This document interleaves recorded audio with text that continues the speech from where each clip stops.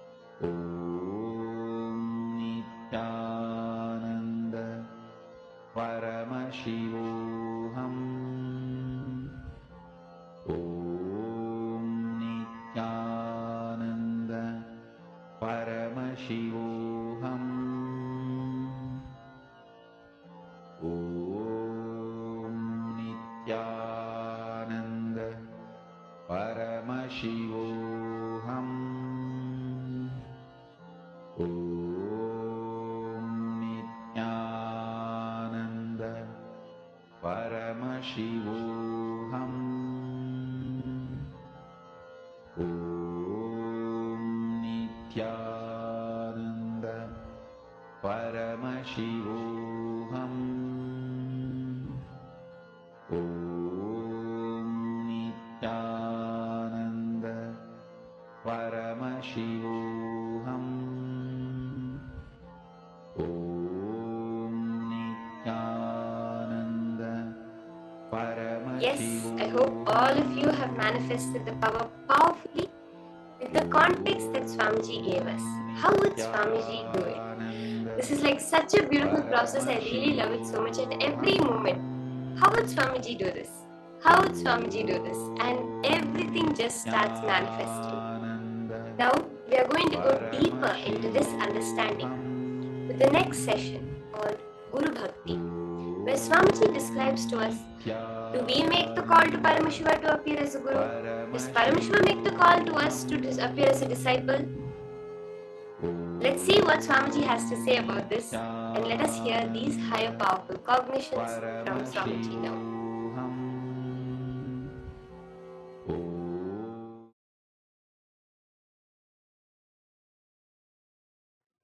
Whenever you fall for someone, you are in deeply love with that person.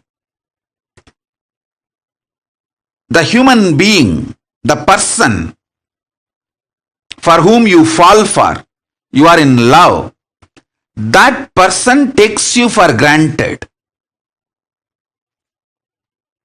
You feel the other person for whom you have fallen is not loving you so much as you feel for him or her.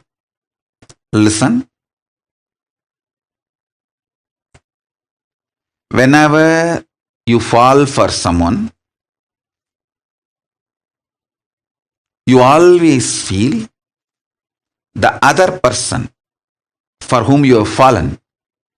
That person takes you for granted, and that person does not love you, have feelings to the same level you have.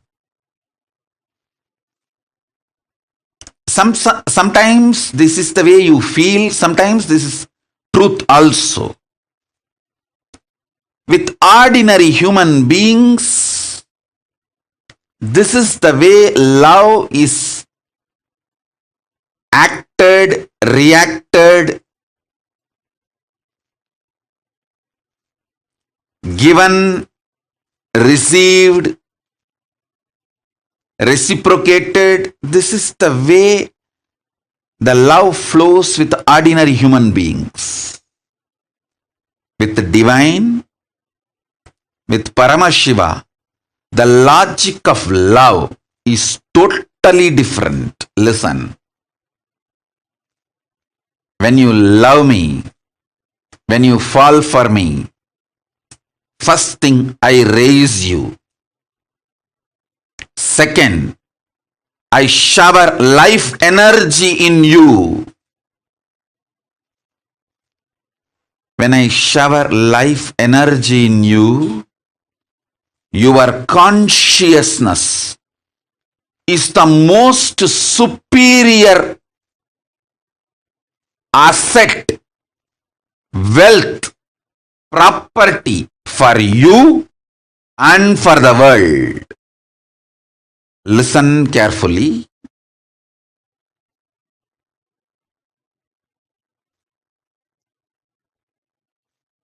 I'll tell you one small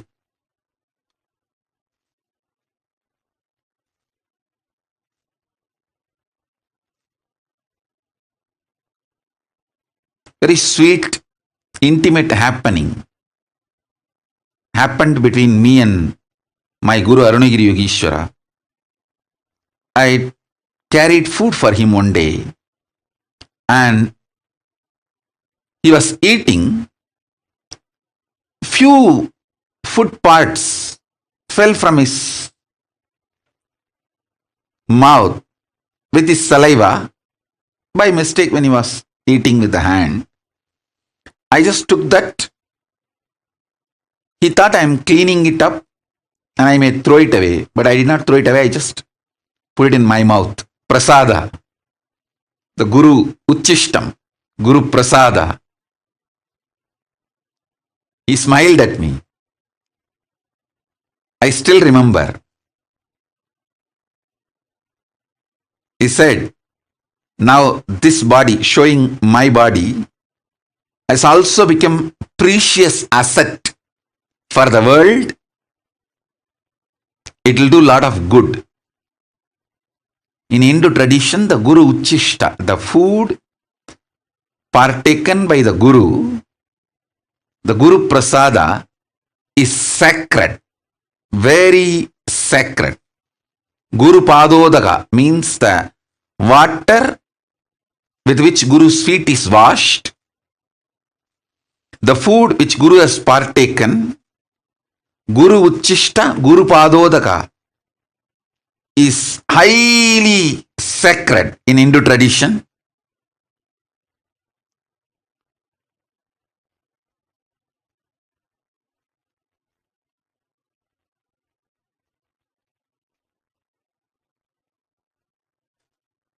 He said, just that little Uchishta which I took, the power of that, he said that his very biomemory, bioenergy is passed on, and that will start flowering in this body now. This body also is a precious asset for the world because of what it is manifesting. Listen sincerely, intensely. When he loved me, he made me sacred.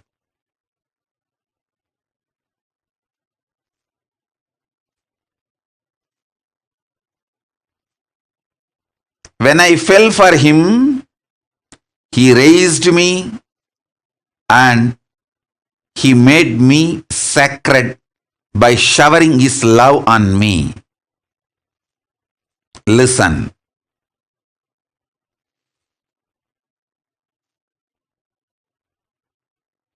All of you, my disciples, followers,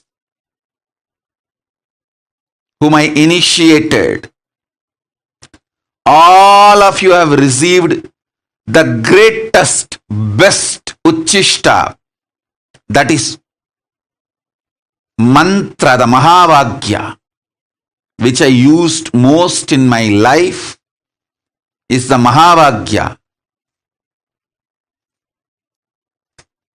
The mantra, if you have received, you received the best, greatest Uchishta from me.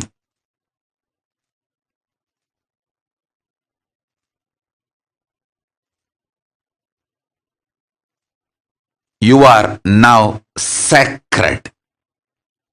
Your consciousness is needed for this world. Each of you meditating, living Veda Agamic lifestyle, living enlightenment not only helps you, it helps the world to sail through this pandemic, this pralaya.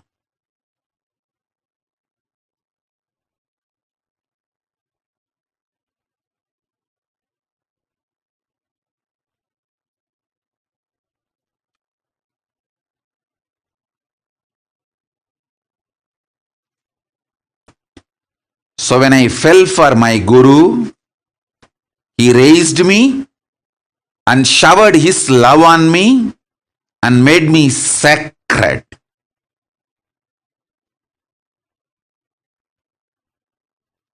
He did not take me for granted. Same way, I want to tell each one of you, I don't take you for granted. When you fell for me, I shower my love on you, and I don't take you for granted. I make you sacred. Understand? Sometimes I may not be giving attention, but never ever feel I take you for granted. I don't take you for granted. Sometimes if I give you attention, you become more conscious and spiritually awakened. Then I shower you with my attention. Sometimes when I give attention, you try to use me like a crutch. Hang on.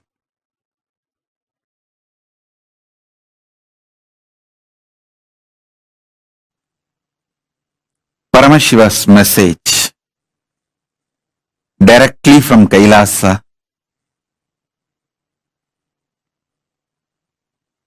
Listen.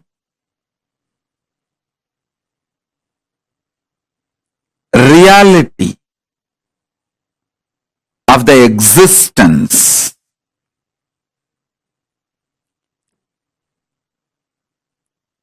manifests as consciousness in you as Paramashiva in Brahmanda, in macrocosm. In the macrocosmic level, the reality of existence is Paramashiva. In the microcosmic level, the reality of existence is consciousness.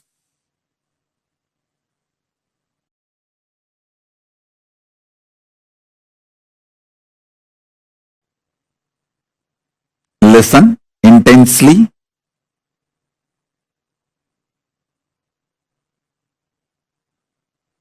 The fifth force, consciousness, just by understanding the fifth force, consciousness, the initiation can happen in you. Understand? There are some things, once you learn, there is no question of forgetting or going back to the state of ignorance. For example, swimming. Once you learn swimming and start swimming, even 25 years you did not swim, but by mistake, accidentally you fall into the water, simply your body will start swimming. So there is no question of going back to ignorance. When some of the knowledge gets into your biomemory, same way cycling. Once you learn cycling and did it successfully, even 25 years you did not touch the cycle, doesn't mean you will forget it. Simply when you get the cycle again, you will start cycling. There are many great possibilities and powers. Once it gets into your biomemory, there's no going back to the pre-knowledge period, the ignorance period. Some knowledge makes a permanent awakening, alteration in you. This knowledge about consciousness, the fifth force, will make permanent transformation, change in you. There is no going back to the space of ignorance or pre-knowledge zone. Once you receive this knowledge, There is no going back to pre-knowledge time or ignorance period. Listen.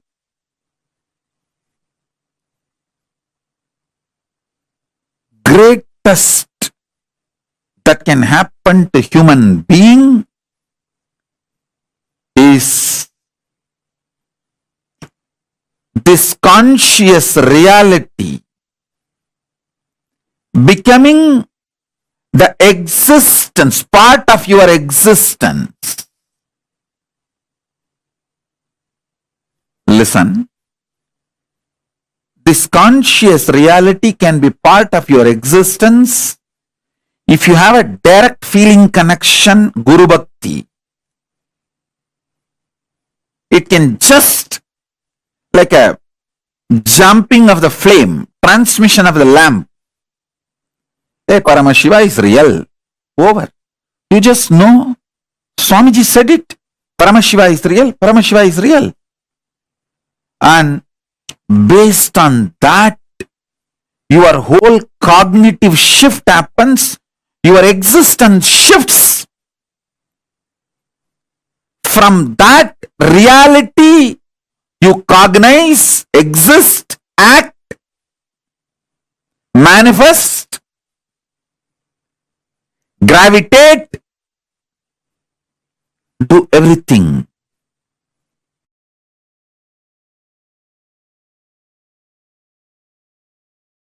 Smaranat Mukti.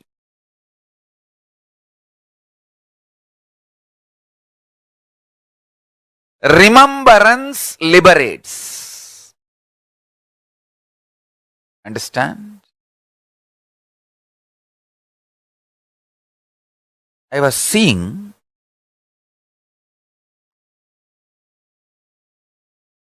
during my morning settling down period, when I was settling down from Samadhi, I was seeing what is the most important thing I should remind people.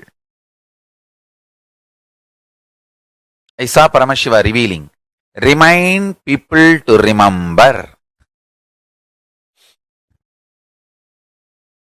Constantly write remembrance. Understand? Whatever I need to tell, I have already told. Enough has been told. Understand? Literally last 41 years of my public life, I have said whatever need to be said. And I am going to continue to say, continue to reveal. All this will be useful to you only if you remember them in right moment. So, essence of whatever I said, saying, going to say is remember the right powerful cognition in right moment.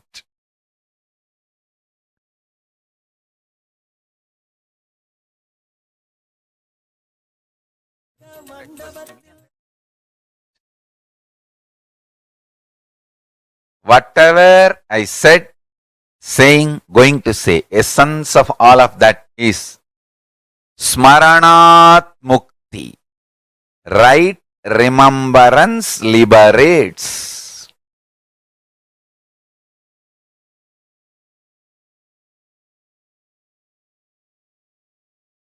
I can see clearly how beautifully, systematically my life evolved.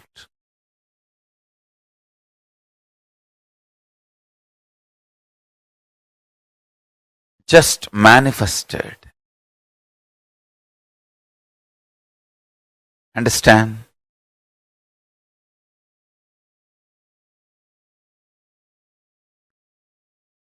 When you remember the right powerful cognitions in right time, immediately liberation. anything does not liberate is not right remembrance. Anywhere the right remembrance happens, immediate liberation. Listen.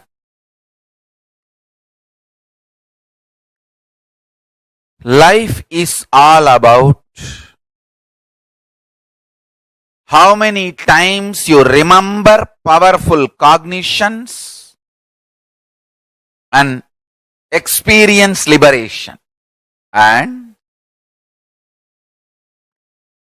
how many people you help to remember powerful cognition and manifest enlightenment. That's all. That's all. Understand? The more and more people you support to get powerful cognitions, the more and more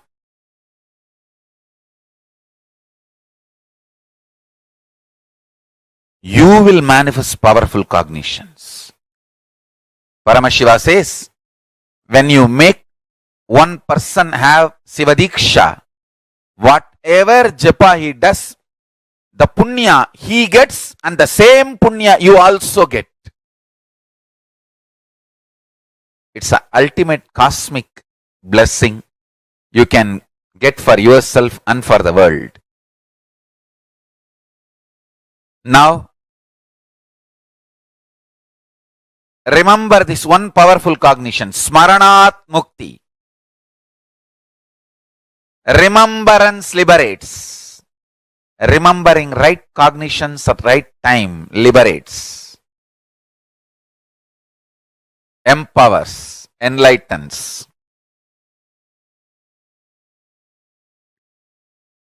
Remembrance enlightens. Smaranat Mukti.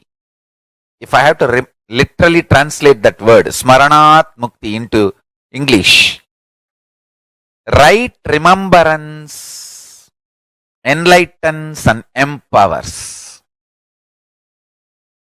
Right remembrance liberates, enlightens, empowers.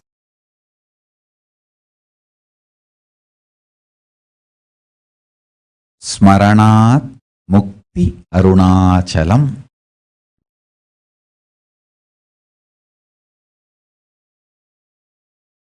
Being with that which neither need to be remembered, can be remembered, nor can be forgotten, or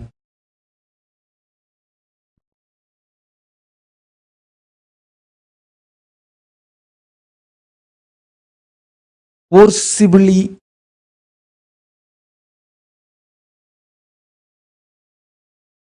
no need to remember it. Anyway, you can't forget it. Being in that space is Arunachala Smaranam. Now I'll initiate all of you. Whatever I received from my Guru Parampara, I'll transmit that to all of you. Listen.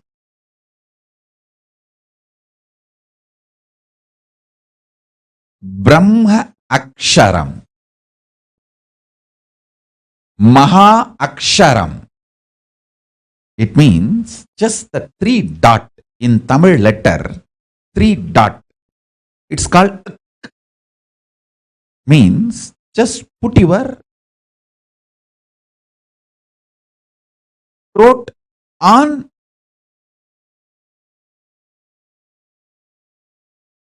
your upper palate. Lock the throat into the upper palate.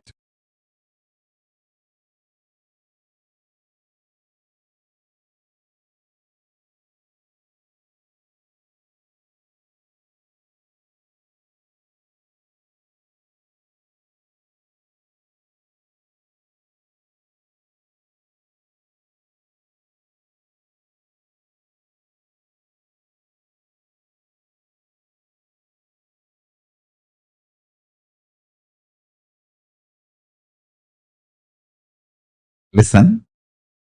Listen sincerely. I'll repeat. Brahma Aksharam.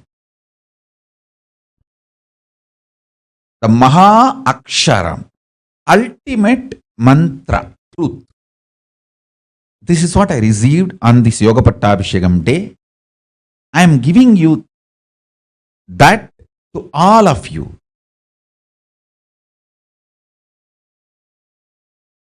It's like a technique. It can give you enlightenment suddenly. It can just manifest. See, first understand, there is something which does not need to be remembered in you, which is there as you, which remembers everything. See, in all of us, there is something which you don't need to remember. That only remembers everything. Whether you are sleeping or you are in waking state or you are in dreaming state, any state, there is something which is in you which remembers everything, and you don't need to remember that. That which is in you, which does not need to be remembered, but which remembers everything, is Arunachala. Listen. All of us have something in us which does not need to be remembered. That only remembers everything and everyone.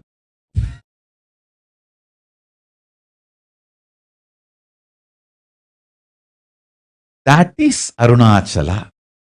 That is the most powerful reality. Remembering which does not need to be remembered or cannot be remembered, which remembers everything. In you, there is something which cannot be remembered or forgotten, but that only remembers everything, including what you think as you. Listen. Cognizing that, sit with this means putting the lower throat on the upper palate. It's a Tamil letter which is projected Isaki Swami's page.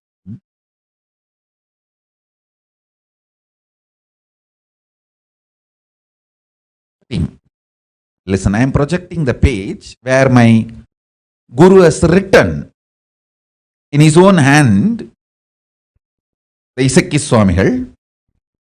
Of course, he left the body before this day. He initiated much earlier. Even though Kuppammal did the Yoga Pattabhishekam on this day, the initiation was done much earlier. But this was the initiation. Listen. Remember in you, which does not need to be remembered, which is there forever in you, which remembers everything.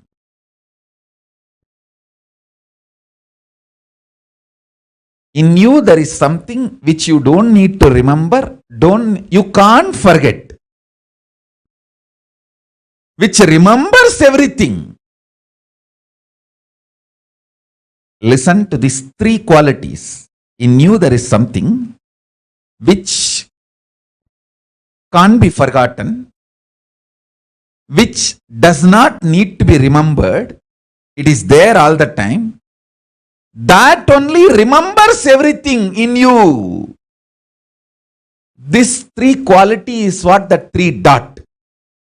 The three dot is these three qualities.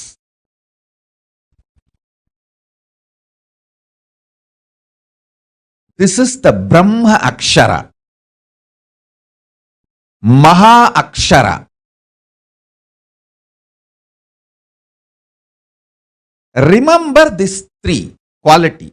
There is something in me which does not need to be remembered, which is there all the time, which cannot be forgotten, which is there all the time. Whether I am sleeping or deep sleep or dream, it is there.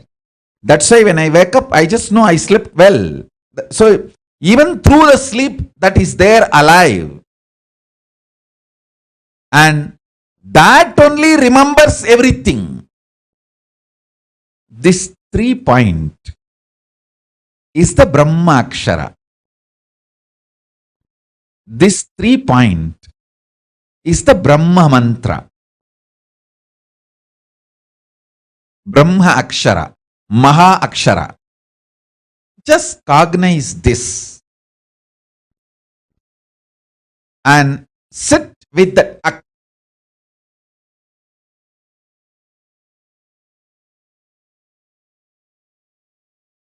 This is Arunachala Smaranam. Just by Smarana Mukti, liberation. It is a very simple but very clear initiation. All those were done. I'll give you now the essence. Listen carefully. Number 1. Brahma Dhyanam means being in that ultimate Parabrahma, Paramashiva, Parandama, which is the ultimate. Paramam, Paramatma, Paramashakti. All these words you can use. That Paramam, ultimate. Being in that Paramam, that is called Brahma Dhyanam. Brahma Aksharam, the syllable which puts you in that space. Mahā Aksharam, Brahma Aksharam. That Brahma Aksharam is this 3 dot. You can see in my own Guru's handwriting, Brahma Dhyanam, that word in Tamil it is written, and 3 dot.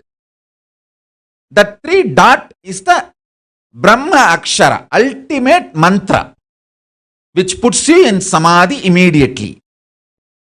And now I will give you precise cognition. This 3 dot means, understand, there is something in you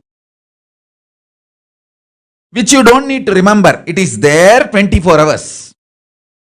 When you are waking state, when you are in dream state, when you are in deep sleep state, it is there.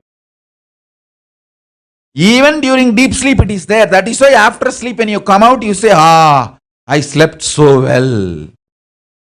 So it is there. You don't need to remember it. And you can't forget it. It is there. Which you don't need to remember, which you can't forget, and that only remembers everything. These 3 qualities put together, there is something in you. That is Arunachala. That is Paramatma. That is Paramashiva. That is Parabrahma. That is Parandama. That is Paramashakti. That is Paramaguru. And that is Paramatma.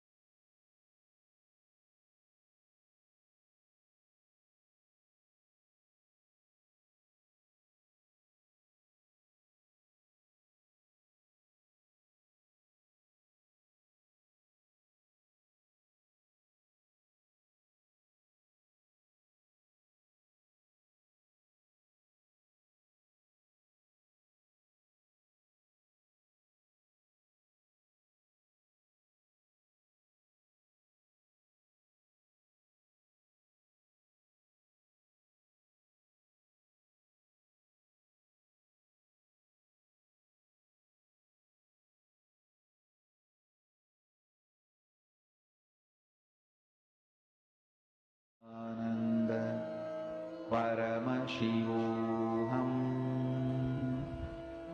Om Nithyananda Paramashiva.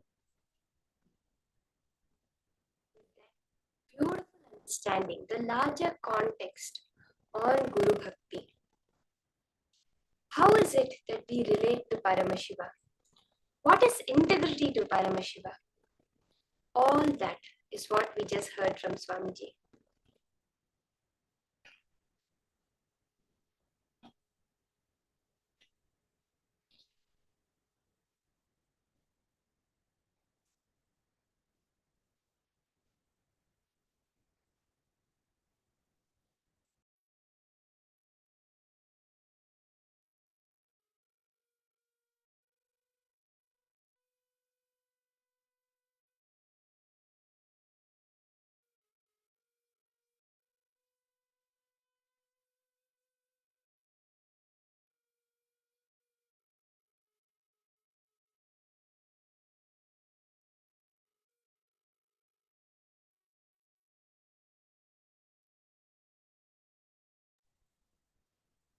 As Swamiji so beautifully said, with the divine, with Paramashiva, the logic of love is totally different.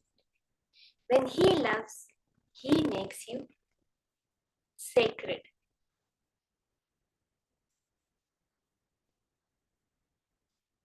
Guru Gita continues to tell us, Sapta Sagara Paryantam Tirtha Snana Phalam Tuyat Gurupada Payobindo Tat Palam Sahasrasena Tat Phalam. Meaning, whatever fruit is acquired from pilgrimage and bathing in the sacred water bodies extending up to the 7 seas cannot equal even 1,000th of the part of the fruit, the results, the spiritual results derived from partaking the feet water of the Guru Padodaka. So beautiful how Guru Gita is describing. It's so clearly telling that what punya, what benefit, what happening happens out of you going and taking bath, even in all the sacred water bodies, which is known as a very prominent practice in Hinduism. 1,000th of that part itself is not equivalent to taking, it's not even equivalent to 1,000th of the part of partaking, of drinking the Guru Padodaka, the water which has washed the feet of the Guru. That is the power of the Prasada, the Guru Uchishta.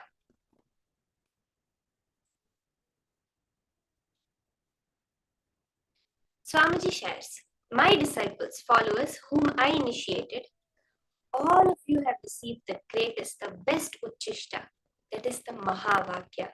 We are all chanting it day and night as the Mahā, the Ajapa, which what I used in my life most is the Mahā. The mantra, if you have received the best, greatest Uchishta from me. You are now sacred. Your consciousness is needed for this world.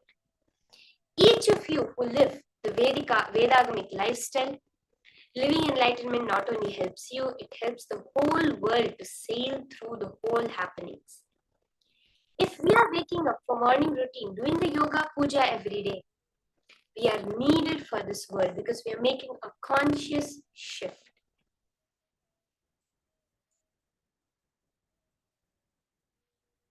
This is the science of Guru Bhakti that Swamiji has revealed to all of us.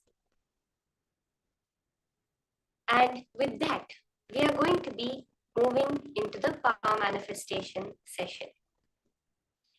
In that highest understanding, what do we want? What are we keeping as our goal?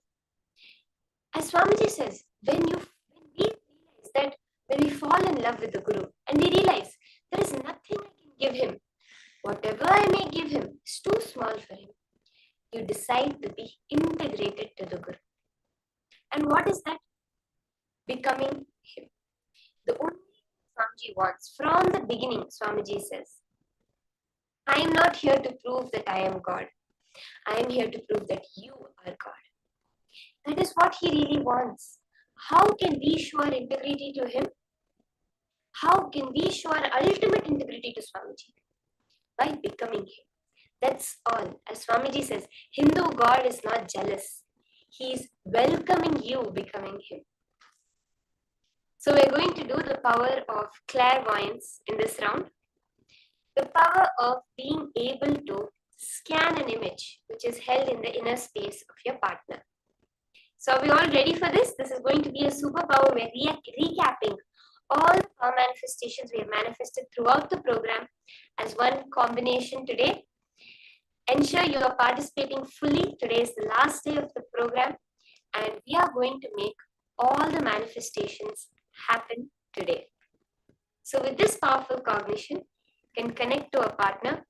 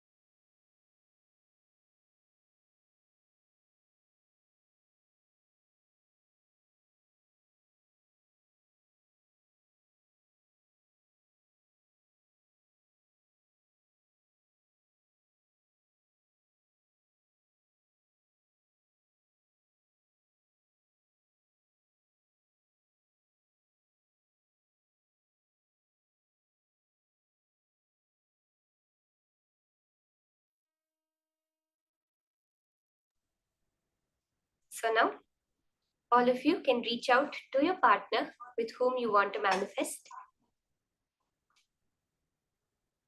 Just connect to them. And I see some messages that my audio is a little bad. I hope it's fixed now. Can you post? Are you all able to see me clearly and hear me clearly? If you can just put a yes in the chat. Is my audio coming through fine?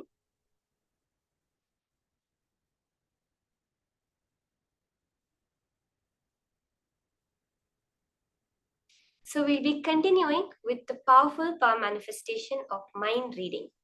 So I request all of you, you can connect to a partner. I would suggest connect to someone outside. If you're in a time zone where you have people, you know anyone who's in the US, in Canada, the whole side who's awake right now, connect to them and make this as your manifestation of the whole essence of the program. Basically, what you're going to do is ask your partner to think of a certain image. Let them hold that image intensely in their inner space. You can request them to also see the image in front of them. Explain to them about the whole power of clairvoyance, mind reading. Request their consent, as Swamiji says, the enlightened ethics. No power manifestation works without the consent of every being involved. So request their consent, explain to them the power, and ask them to hold any image intensely in their inner space. You're going to be clearly scanning their mind. So whatever they are doing, just ask them to clearly hold that image only. Swamiji says that to know another's mind, the key is to know your own mind, to understand your own space. So look in. Be completely unclutched. Chant the Mahā, this greatest Uchishta that we have all received from Swamiji as his initiated disciples, that made us sacred for this whole universe. That Mahā repeated intensely as an ajapa japa. As Swamiji said, that part within you that cannot be remembered, that cannot be forgotten, but which remembers everything. Witness that. Remember that part of you. Witness yourself chanting the Mahā. and hold that intense Guru Bhakti, healing connection with Swamiji. The space of pure oneness. Hold him as you. Understand? Don't look at him as a being in front, but cognize you in yourself as him and sit for the power manifestation. So let us start this round of manifestation. Connect to your partner. Once they have confirmed to you that they are holding the image in their mind, you're going to look in deeply and let Paramashiva manifest through you to show you whatever it is that Paramashiva wants. Let us start. Paramashivoham. Om Nithyananda Paramashivoham. Om Nithyananda Paramashivoham.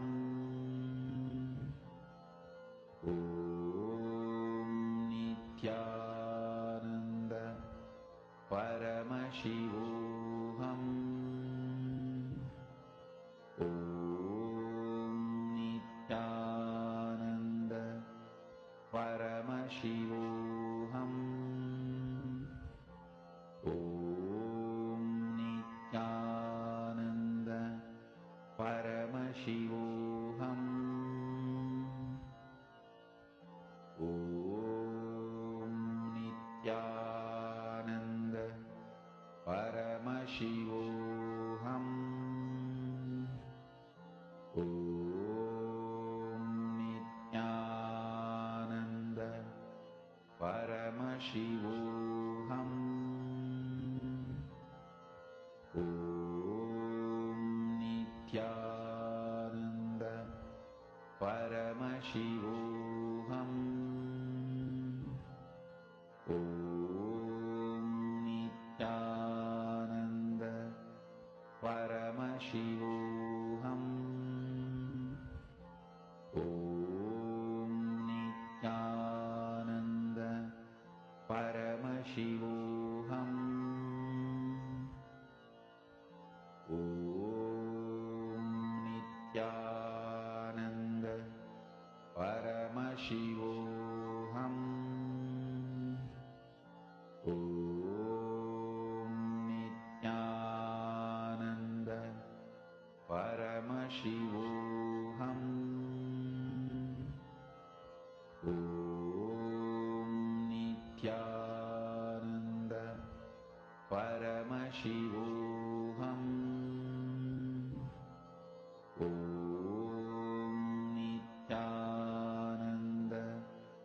Paramashivoham. Om Nithyananda Paramashivoham. Om Nithyananda Paramashivoham. Om Nithyananda Paramashivoham. Om Nithyananda Paramashivoham.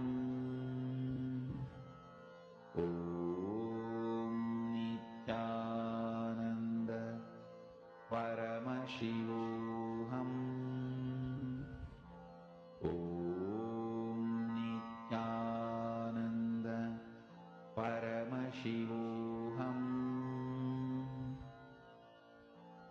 Om Nithyananda Paramashivoham. Om Nithyananda Paramashivoham. Om Nithyananda Paramashivoham. Om Nithyananda Paramashivoham.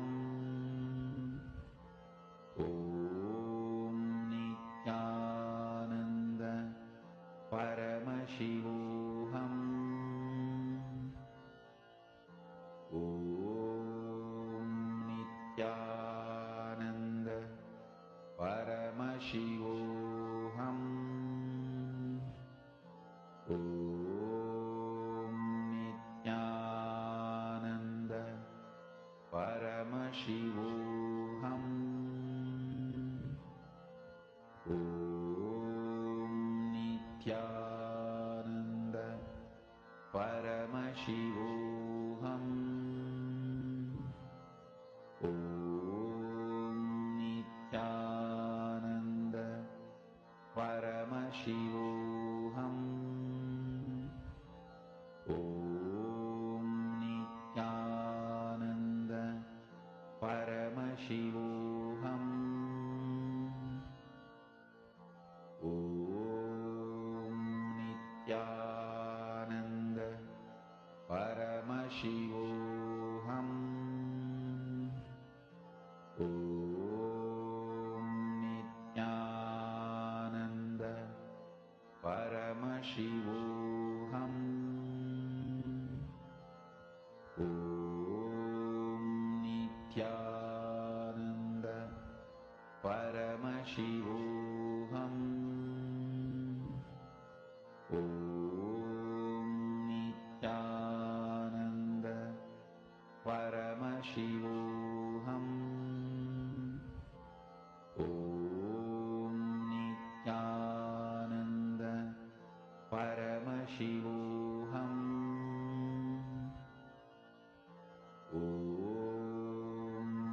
Nithyananda Paramashivoham. Om Nithyananda Paramashivoham. Om Nithyananda Paramashivoham. Om Nithyananda Paramashivoham. Om Nithyananda Paramashivoham. Om Nithyananda Paramashivoham. Om Nithyananda Paramashivoham. Om Nithyananda Paramashivoham. Om Nithyananda Intensely connect to Swamiji. Paramashivoham. He knows everything in this cosmos. All we need to do is tune into that. That is what the whole experience of Paramashivoham itself is. It is that space of pure oneness which manifests powers. Hold that as your highest context. I am Paramashiva, and I am manifesting only with Paramashiva. Everything around you in this universe is your manifestation. We are all living in a dream that is created by us. So is the other person. Just the nature of this reality is holographic. Therefore, what goes on in her dream is reflected in mine, but it is ultimately just my dream. You can just by holding this cognition, you can know what's going on in your partner's mind. So continue holding that powerful space and scanning. Don't forget to constantly doing the ajapa japa, chanting the Mahā and listening to yourself chant the Mahā. Nithyananda Paramashivoham. Om Nithyananda Paramashivoham. Om Nithyananda Paramashivoham. Om Nithyananda Paramashivoham. Om Nithyananda Paramashivoham.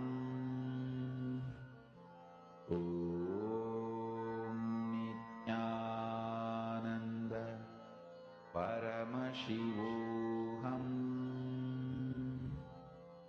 Om Nithyananda Paramashivoham.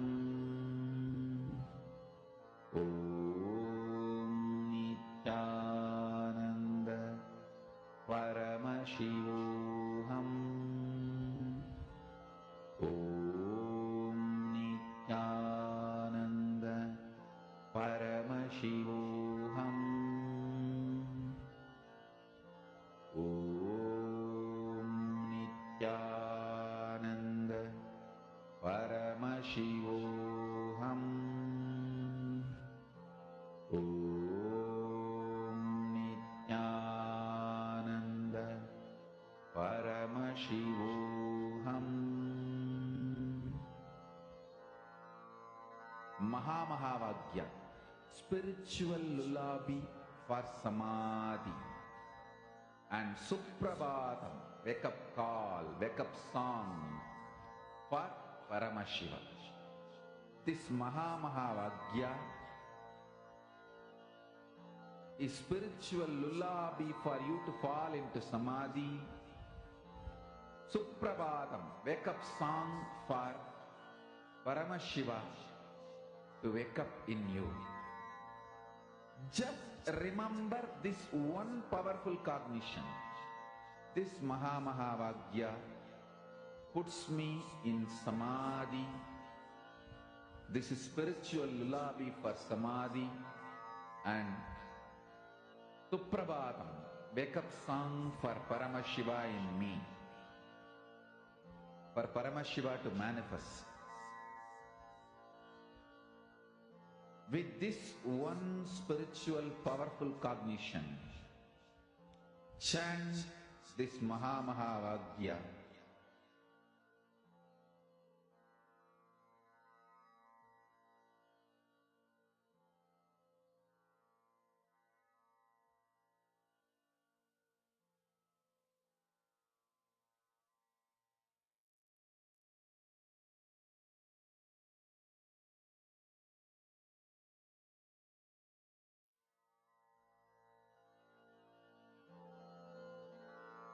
Mahā spiritual lullaby for samadhi, and Suprabhatam, wake up call, wake up song for Paramashiva, for Paramashiva to manifest. With this one spiritual powerful cognition, chant this Mahā. Om Nithyananda Paramashivoham. Om Nithyananda Paramashivoham. Om Nithyananda Paramashivoham. Om Nithyananda Paramashivoham. Om Nithyananda Paramashivoham. Om Nithyananda Paramashivoham. Om Nithyananda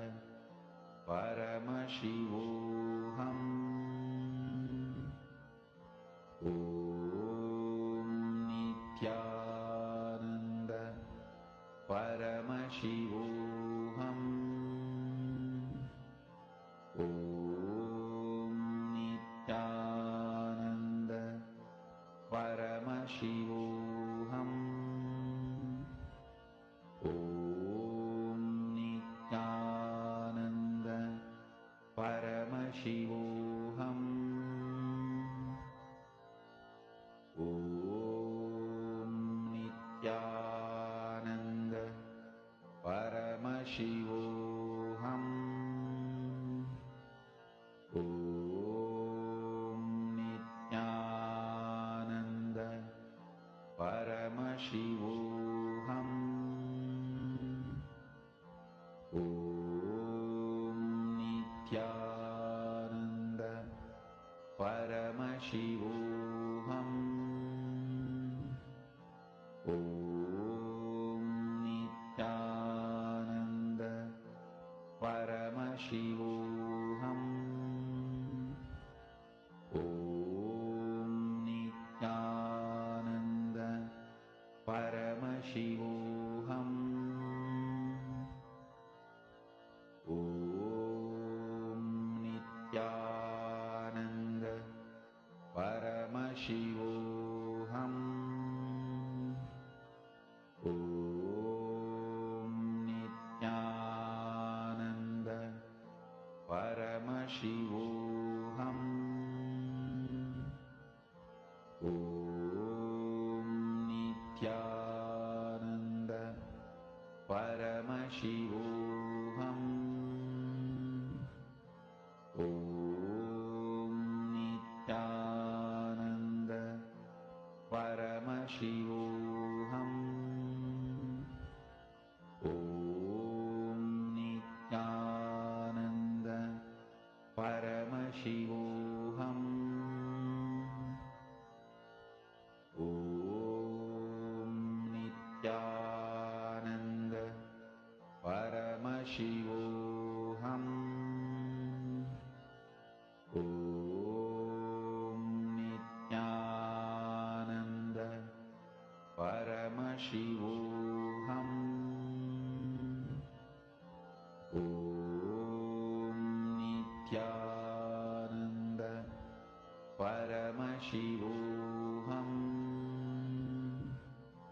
Om Nithyananda Paramashivoham.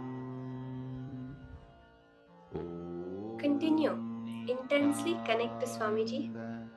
Share whatever Paramashiva reveals. See, it will come in many forms. You may have it as a feeling, colors, shapes, numbers, something you're hearing in your ears, a very clear, sharp flash of visualization. Whatever Paramashiva shows, exactly like that, share it with your partner. And go to the details. Both of these are very important. Share whatever Paramashiva shows, however he may show it, and go to the details. What are the colors of that particular image? What are the shapes in that image? The number of items? Any of these types of details, you can go to the detail of. We'll have just a few more minutes of this round. Go intensely manifest. Let's all have a breakthrough in the manifestation.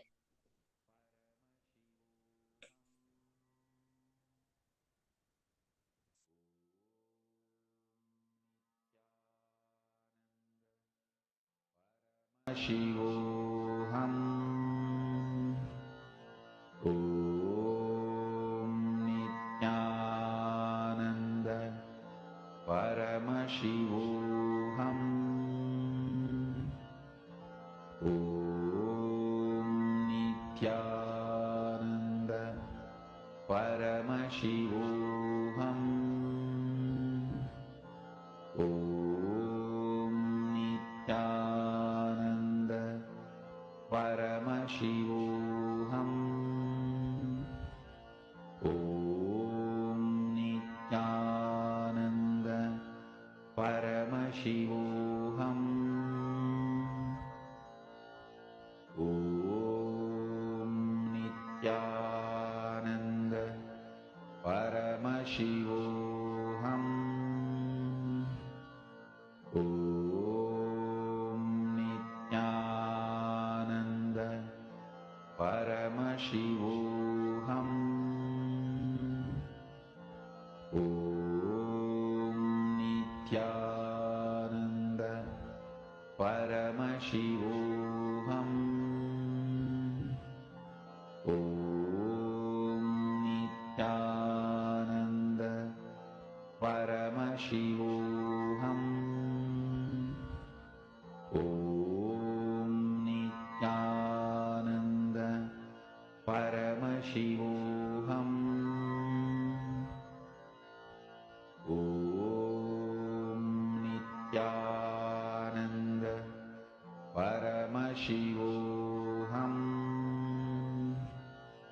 Om Nithyananda Paramashivoham. Om Nithyananda Paramashivoham. Om Nithyananda Paramashivoham. Om Nithyananda Paramashivoham. Om Nithyananda Paramashivoham. Om Nithyananda Paramashivoham. Om Nithyananda Paramashivoham. Om Nithyananda Paramashivoham. Om Nithyananda Paramashivoham. Om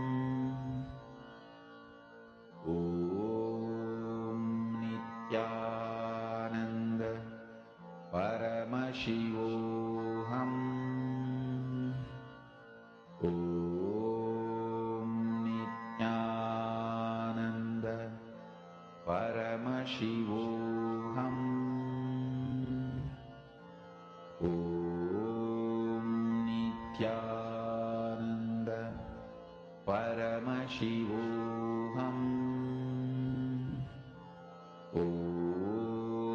Nithyananda Paramashivoham. Om Nithyananda Paramashivoham. Om Nithyananda Paramashivoham. Om Nithyananda Paramashivoham. Om Nithyananda Paramashivoham. Slowly relax. You can post your manifestations. I request all the participants to stay logged on. Don't miss today's darshan. Today we are having a very powerful special Vijayadashmi initiation. And to grasp the full extent of the initiation, it's very important to have the best experience. It is highly recommended we stay for the whole program. So invite your friends, families, at least today on Vijayadashmi. Let's not miss initiation and the whole process of receiving that initiation from Swamiji. We are moving on to a very interesting topic now, which is why Kailasa? What has Swamiji given as the context for a Hindu nation? Why do we need a Hindu nation? What's the utility value for a Hindu identity? This is such an interesting topic, vast and very informative, giving us really the background on what Swamiji stands for. So let us now listen to this powerful cognition way of viewing the only Hindu nation, Kailasa.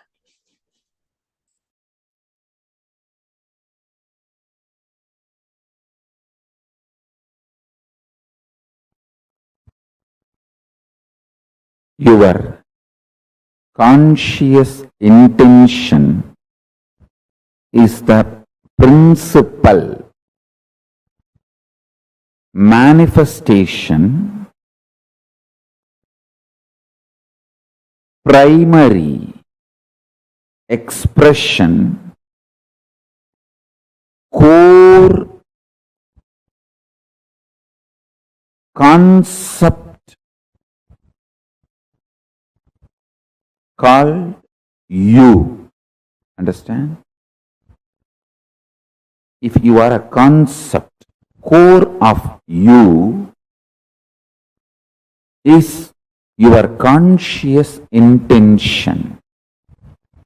You need to know the good news is your unconscious mood swings does not matter. That is why knowledge, jnana, about what is right conscious intention is given so much of importance in Hindu tradition.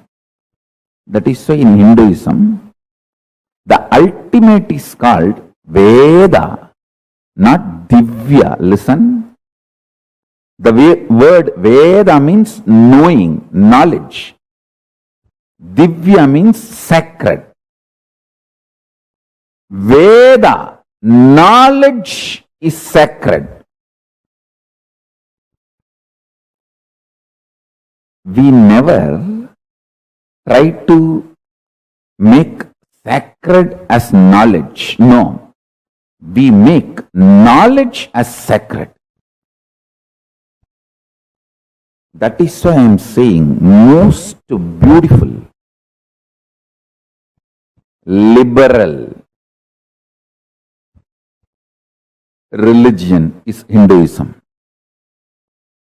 I am telling you, for anyone who has started thinking, analyzing, Hinduism is the religion for them.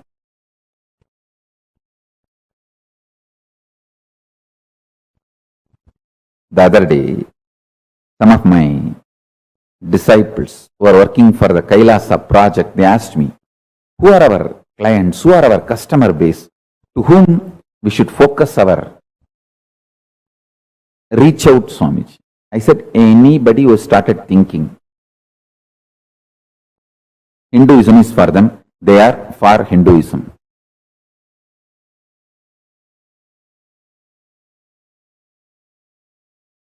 Paramashiva's message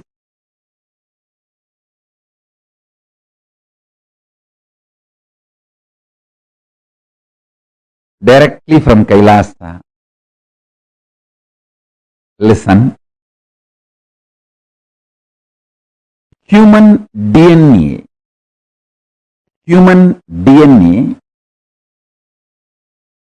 has ripe, grown.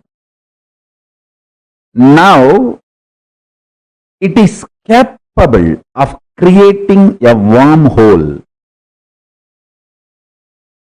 to receive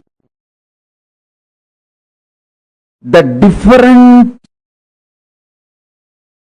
reality and existence of the higher superconscious dimensions of the universe, like a portal, receive the knowledge, powers and superconsciousness itself from the higher dimension and radiate it, manifest it. Work happened through this body is developing a powerful spiritual tool, mechanism, software, whatever word you want to use. I will use the word organism. That's the best word. A spiritual organism is developed. So the initiation can happen to all of you who are ready to receive. So now I am ready with the organism, spiritual organism, spiritual software, spiritual mechanism through which your DNA can open and create a wormhole, receive the knowledge, powers and superconsciousness of higher reality, Kailasa, what I call Kailasa, Paramashiva. You can now receive it and manifest it, radiate it in your life. Now I am ready with this whole mechanism, the whole organism. This is the work. It was happening through this body. Understand? Now, this is the greatest gift for the humanity. It is ready. In a very simple, easy, user-friendly way.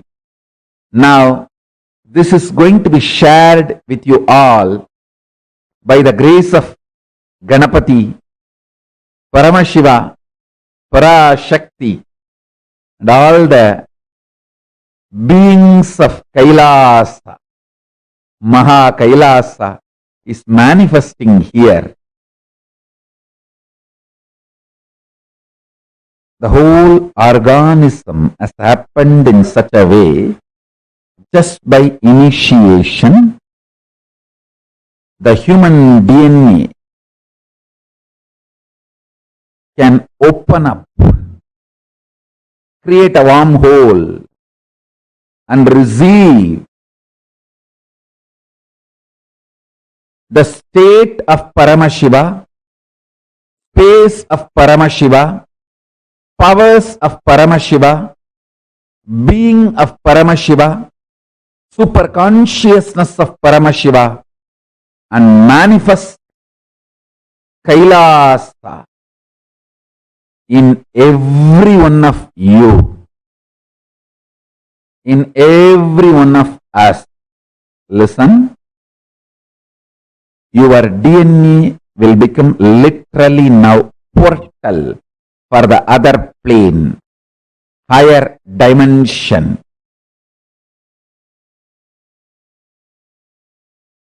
The superconscious space I call as Kailasa. Constantly something was happening in this body to better and better and better the whole initiation mechanism, organism. Understand? Bettering the words of expression is the job of a teacher. Bettering the science of initiation is the job of the Guru. Bettering the organism of opening your DNA and making you manifest everything of Kailasa is the job of Paramashiva, and he is doing his job absolutely beautifully, rightly, in bestest possible way.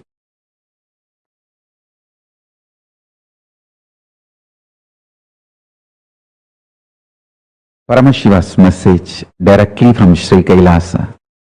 Listen.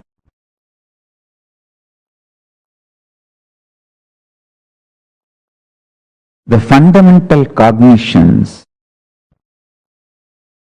are the principles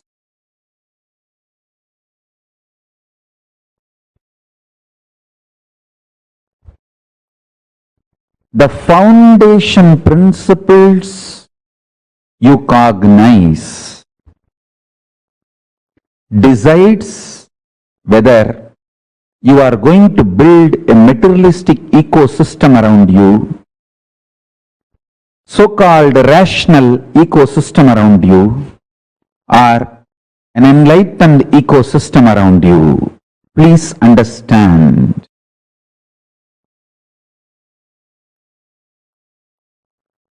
all the so-called conclusions of the science and rationality is not rationally rational or scientifically scientific. All the cognitions, politicians, social leaders trying to infuse into you are not absolute truth or absolute right. Understand? Neither the cognitions are absolute truth, nor they are rationally rational or scientifically scientific. But unfortunately, the cognitions you cognize decides the quality of life you are going to have. Understand? The ultimate Tyagi, Paramashiva, reveals all the truths as it is.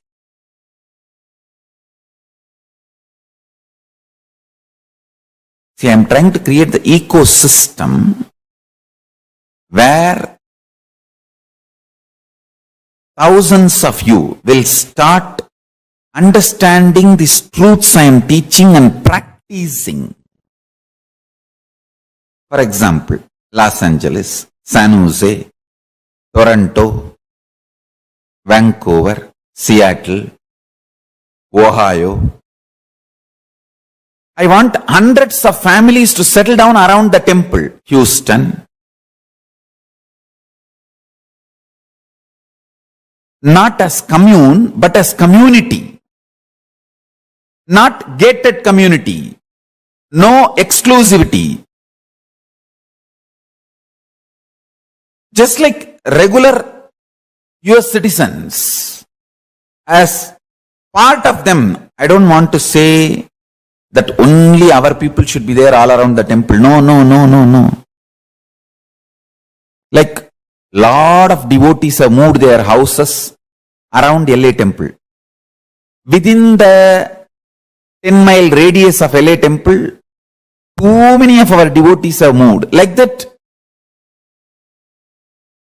in the temple area, in that city, in 10-20 miles radius, at least few hundred devotees, few thousand Ananda Samajis settling down.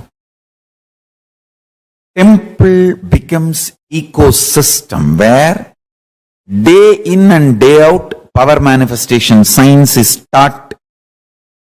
I want full-time volunteers to settle down. I am deciding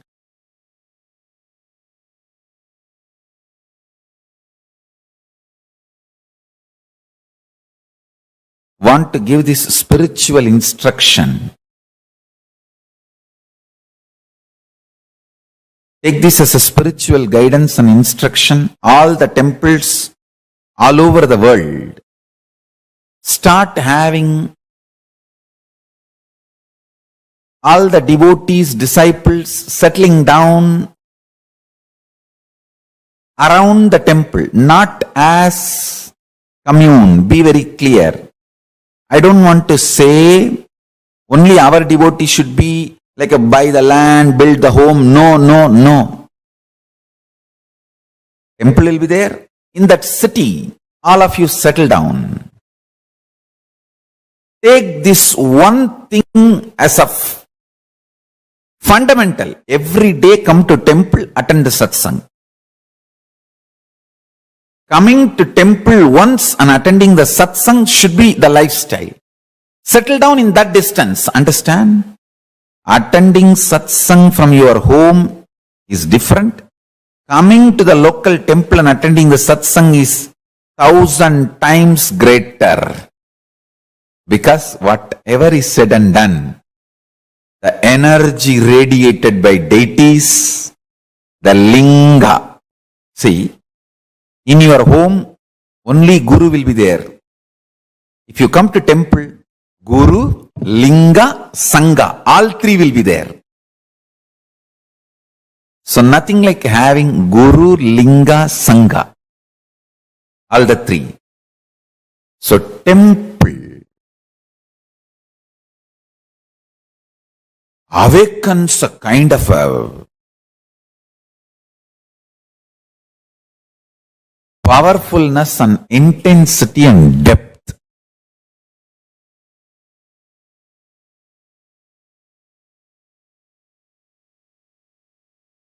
These five should be available in all temples. One,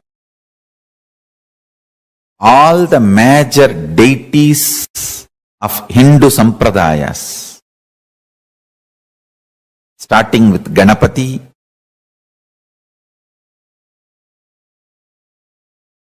Shiva, Devi, Subramanya, Vishnu, Navagrahas, and each god's different incarnations, like a Vishnu. You should have at least Rama and Krishna. The pantheon of Hindu deities. Understand? And I am making this very clear. All my temple, the deities should be worshipped, maintained by devotees. Understand? You touching the deity, maintaining, cooking food, offering nevedyam, doing abhishekam, something happens to you inside. Paramashiva starts manifesting inside you. I am not saying our ancient tradition of having the priests and having the temple is wrong. No. I am absolutely for it.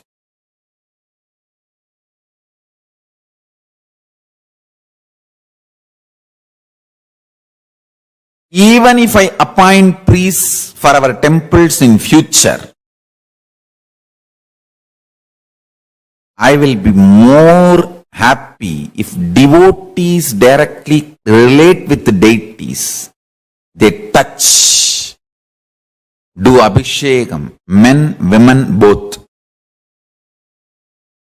All community, all gender.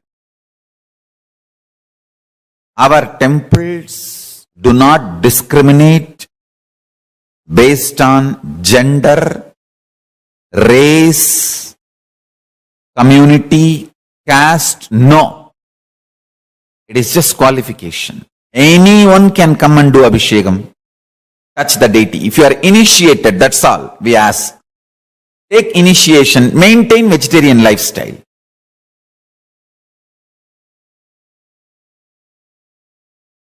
Even if we get priests in the future, maybe I will let the priest do the abhishekam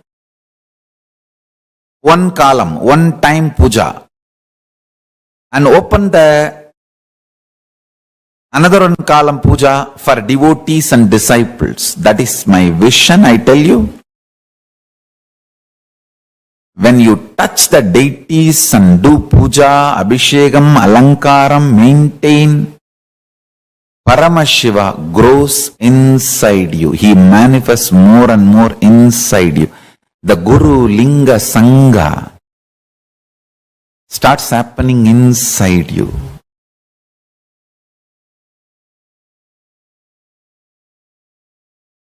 This is what my vision of Kailasa. I want every US city to have one Kailasa. Every US city to have one Kailasa. Especially if there are more than 10,000 Hindus. I should use the word Hindus because unfortunately we are looking at only Indians as Hindus. We forget the Hindus from South Africa, Hindus from Mauritius, Hindus from Fiji, Hindus from other parts of the world.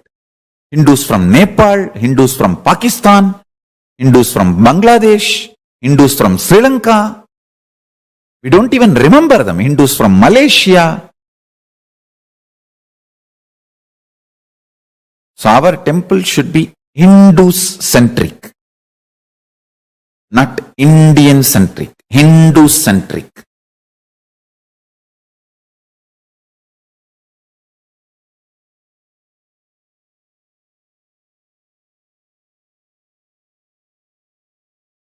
Anyone who is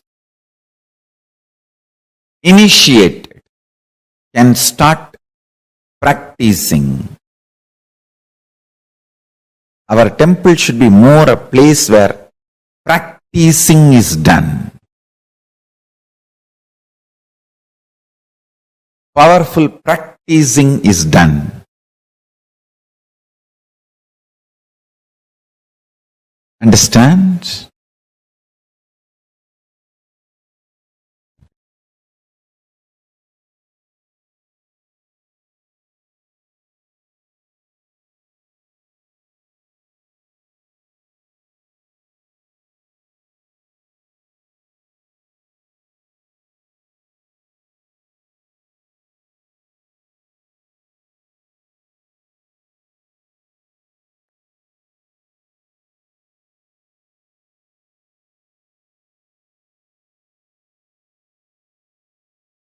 Large number of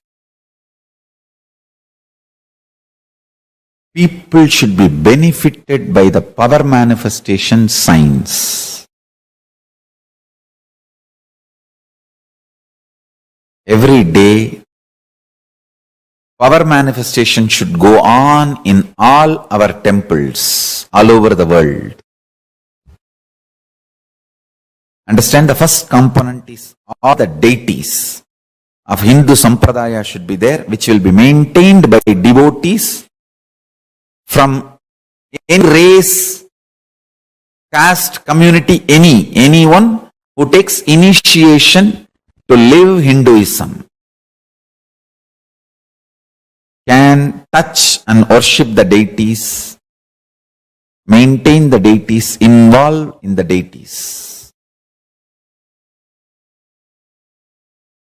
And I wanted to tell you,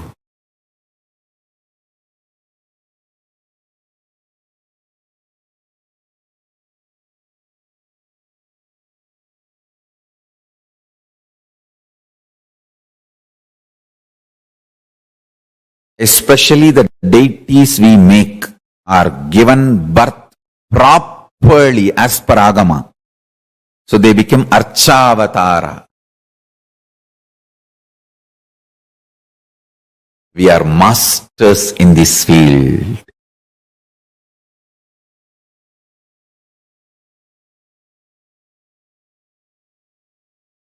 We know why we do what we do thoroughly. That is the uniqueness of KAILASA. Nithyananda's Hindu temples, Paramashiva temples, Paramashivalayas, large size Hindu deities of all Sampradaya. That's the first thing in all our Kailasas. Second thing, understand? Every day, power manifestation science should be taught by committed celibate sannyasis. Anybody who wants to commit and take this sannyas life can start gathering in the localities of our temples.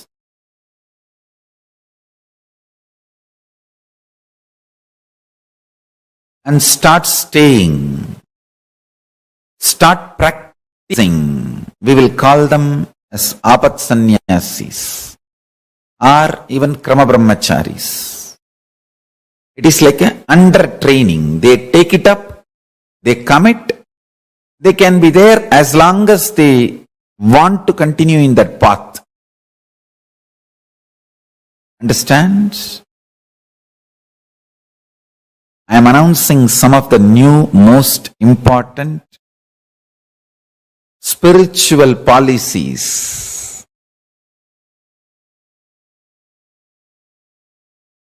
Kailasa should have deities first. Second, large number of sannyasis. Krama.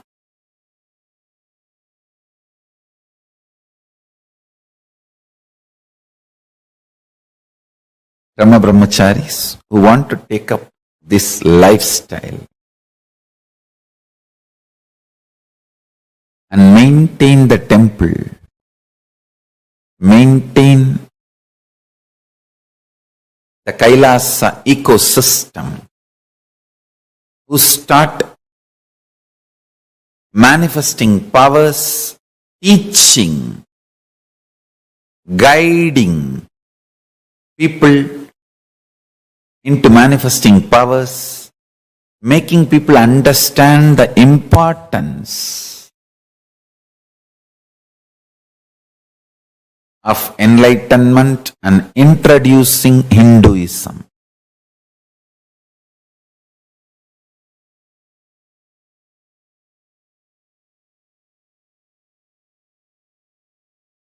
Understands? The whole ecosystem necessary for this. We should start focusing and manifesting it in every city where at least 10,000 Hindus are living. And a large library. Still Hinduism is in books. It has not yet come to the digital world. Still Hinduism is living in books, especially in home libraries. Still we have not left the habit of reading books and learning Hinduism. So, as long as that reading books and learning Hinduism is there for Hindus, we should keep a huge library. Digitizing we will continue to do, but the huge library, physical library is required.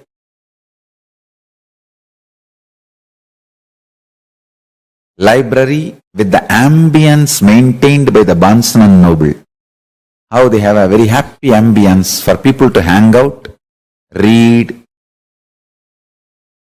You can sip a cup of coffee and hang out with your friends. That kind of an ambience, library. And if possible, a large Goshala and Annalaya. Actually, all of them are interconnected. Temple, Adinam, where the sannyasis start living and teaching, growing together, and Goshala and Annalaya, where the organically cows are maintained, food is grown and shared freely. Never in our temples food can be sold. No. It should be absolute free. Large level of Goshala and Annalaya.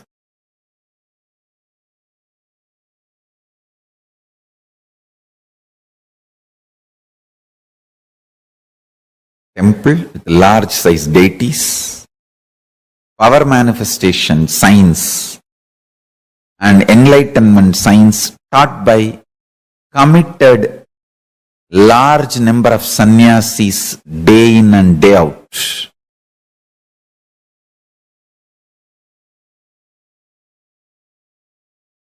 A large size Goshala and Annalaya. Large size library with ambience similar to Bonson and Noble. Fifth, last but not least, at least few thousand families of devotees settled around the temple. This is a complete Kailasa ecosystem. So, anybody comes there, whether 7-year-old kid or 70-year-old man, he is given everything related to Hinduism, and Hinduism becomes just such a happy living lifestyle.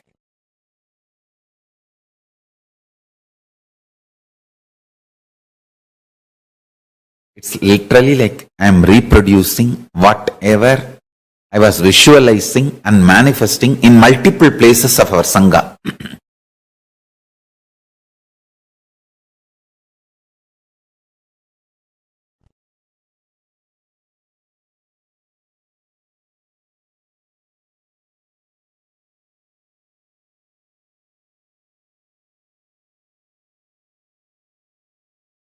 N pregnancy to Antyeshti. Everything, all the kriyas will exit. Everything should be done.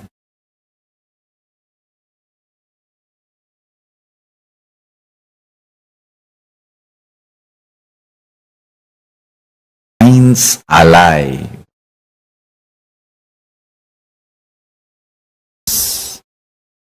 Ashrams, adhinams of Sanatana Hindu Dharma.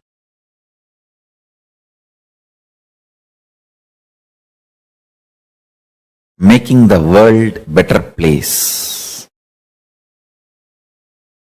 Constantly, state, space, powers,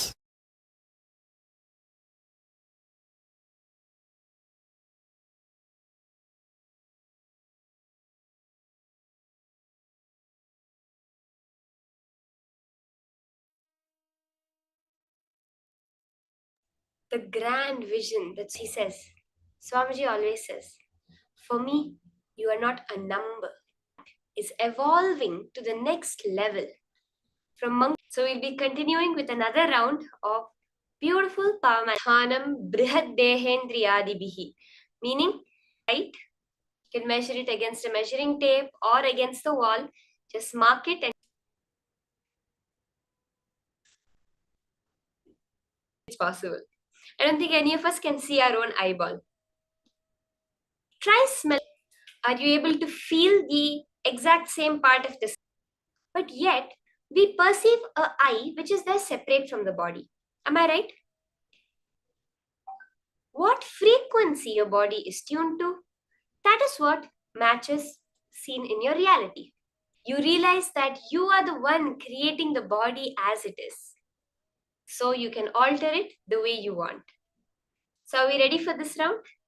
Internalization processes, whether it's the power manifestation, is all preparing ourselves for that ultimate moment.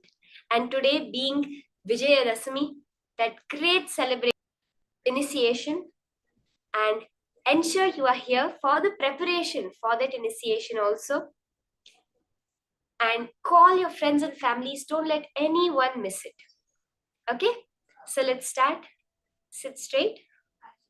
Start chanting the Mahavakya as Bhagavan, as Durga, as Devi herself.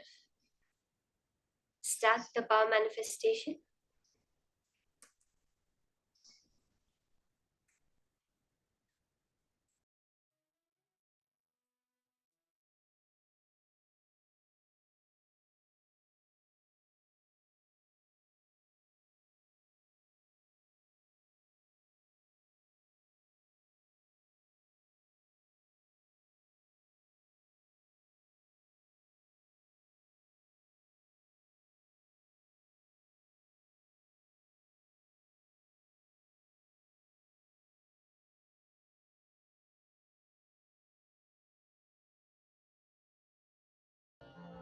Om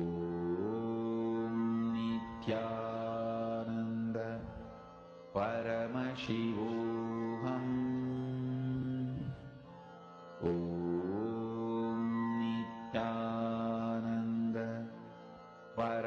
Paramashivoham. Om Nithyananda Paramashivoham.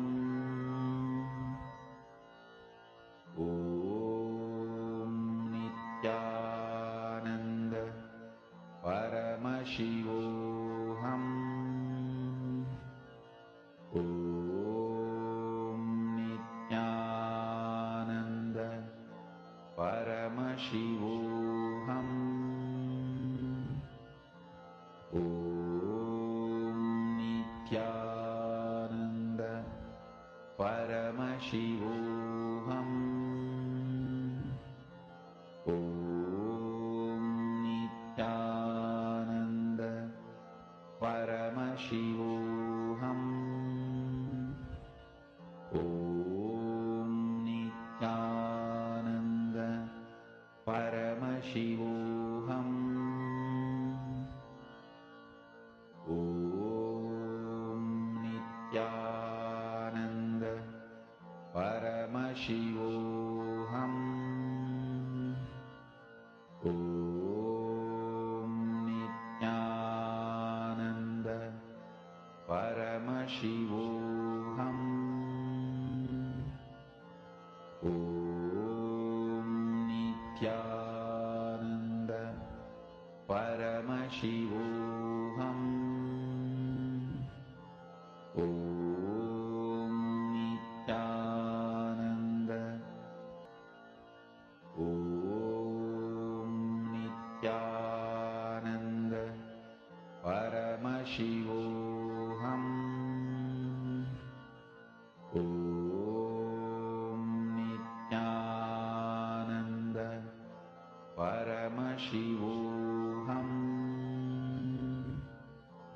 Om Nithyananda Paramashivoham. Om Nithyananda Paramashivoham. Om Nithyananda Paramashivoham. Om Nithyananda Paramashivoham. Om Nithyananda Paramashivoham. Nithyananda Paramashivoham. Om Nithyananda Paramashivoham. Om Nithyananda Paramashivoham. Om Nithyanam. Om Nithyananda Paramashivoham. Om Nithyananda Paramashivoham. Om Nithyananda Paramashivoham. Continue manifesting intensely. You will literally see the difference after this. You will be able to see how your height has so strongly increased. Swamiji says that the only reason people are short is due to holding on to a fear pattern. When you understand that you are a Hindu, and as a Hindu initiated disciple, you are needed for this world. The universe needs you, wants you, cherishes you, celebrates you. Drop any fear that is coming up as you're doing the manifestation. Hold on so strongly just to the one cognition. Swamiji has said, I can manifest. So I have to manifest. Nothing else is the reality.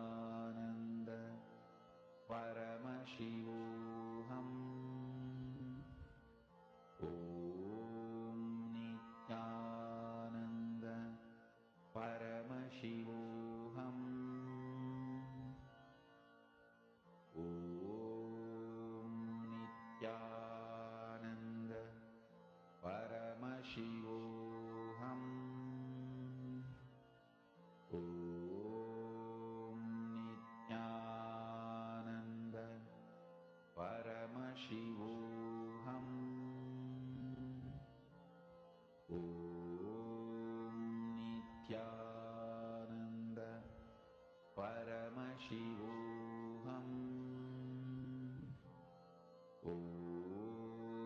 Nithyananda Paramashivoham.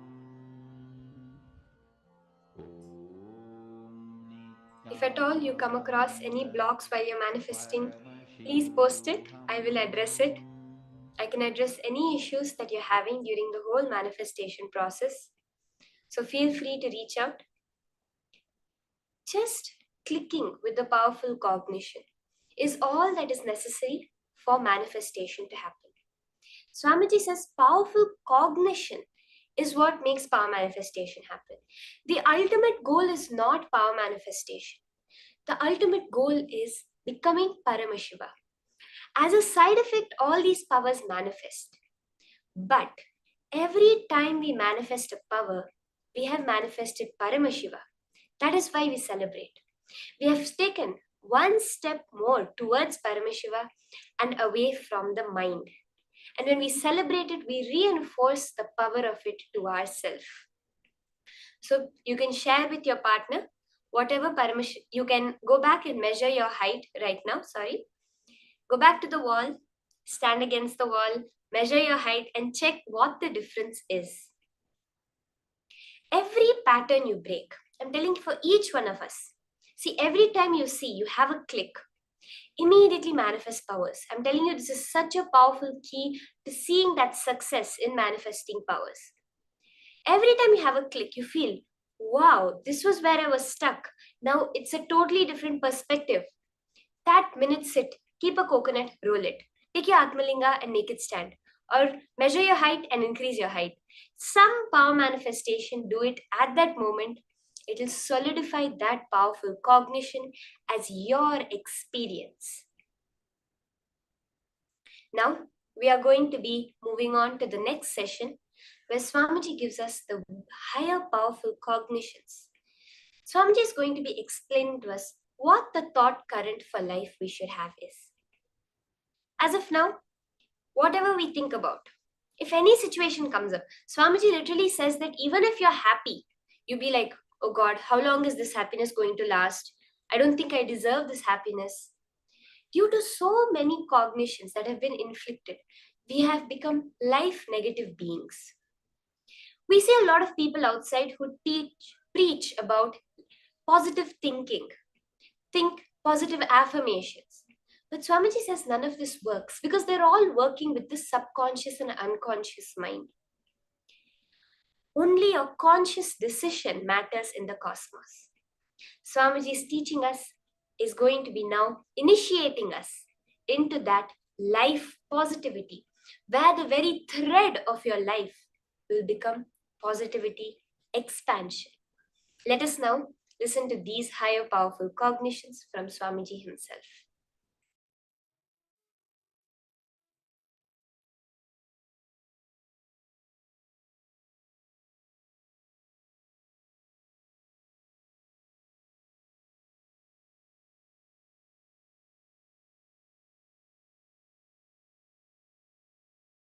Life is the greatest miracle.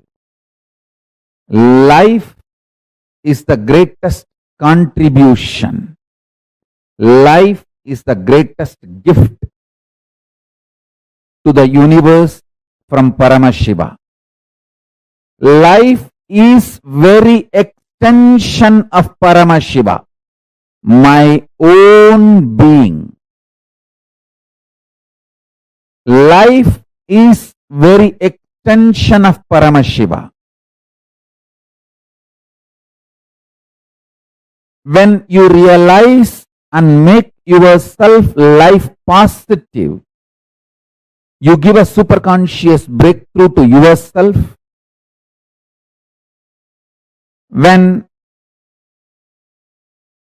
the group of humanity makes life positive decisions for themselves, they give superconscious breakthrough for their group. When a nation makes a life positive decisions and governance, it gives superconscious breakthrough to itself if a civilization makes itself life positive, it gives superconscious breakthrough to itself. If a whole humanity makes life positive decisions and strategies, it gives superconscious breakthrough to itself. Life is miracle. Life is the greatest gift from Paramashiva. Every life is miracle.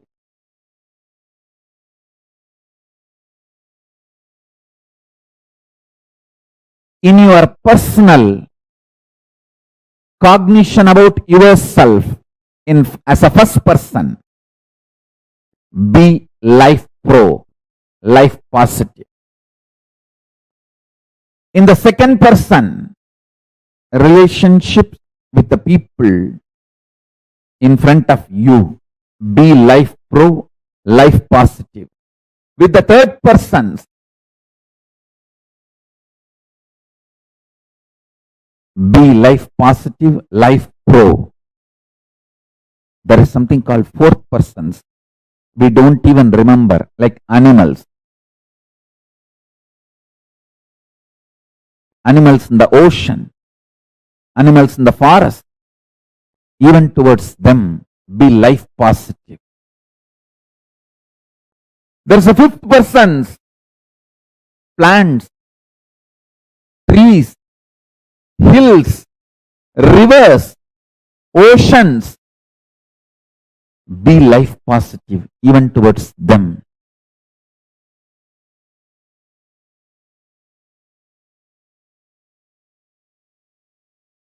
Listen intensely.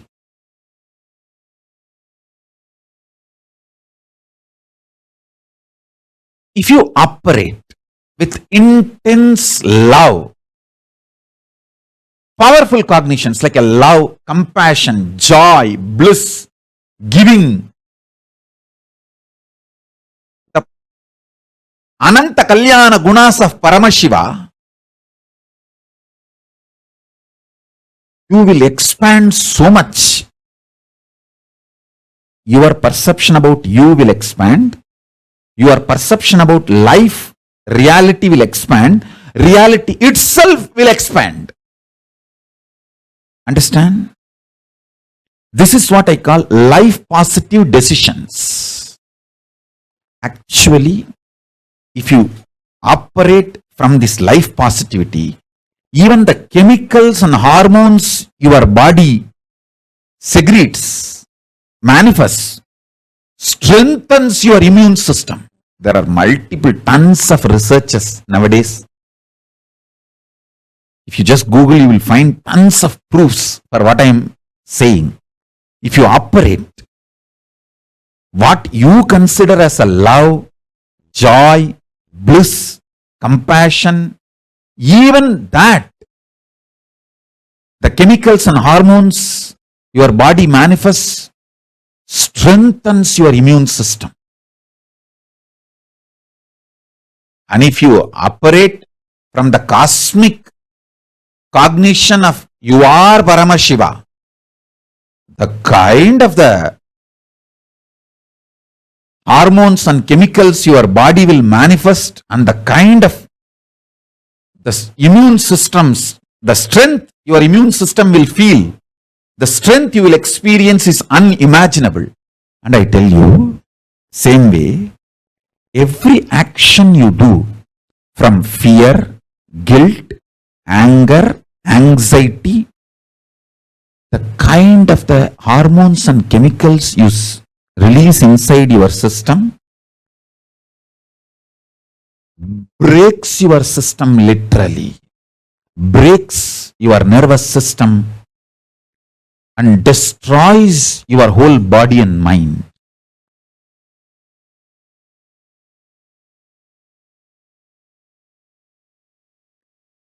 Absolutely for life.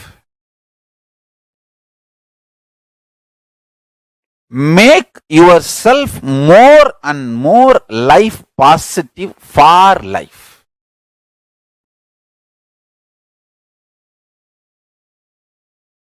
The whole vision of your life matters, not small actions. Vision should be for life.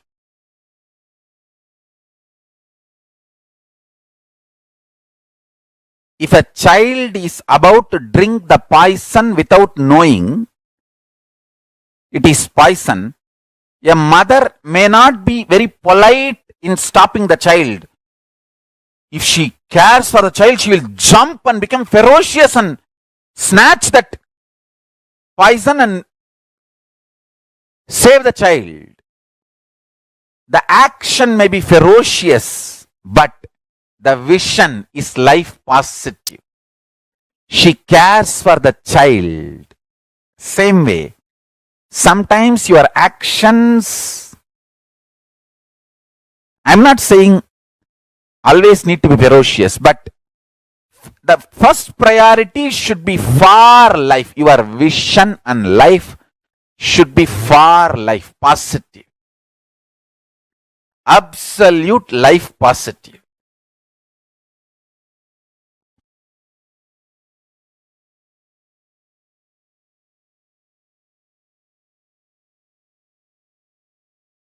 Saguni may look very sweet. He was very sweet to Kauravas. But his vision was not for the life of Kauravas. He was destroying Kauravas. He was looking very sweet, behaving very sweet. Does not mean he's a good guy.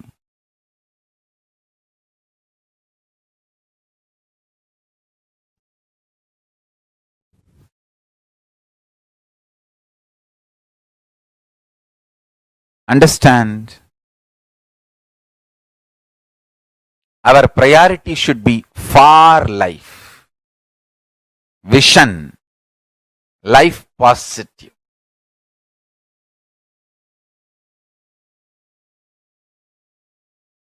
Saguni can never win. Traitors can never win. They are fundamentally life negative people. They can never win. Be life positive. Go on, be contributing.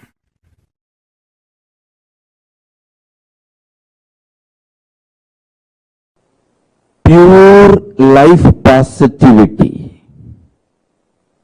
Absolute life positive energy is superconsciousness of Paramashiva.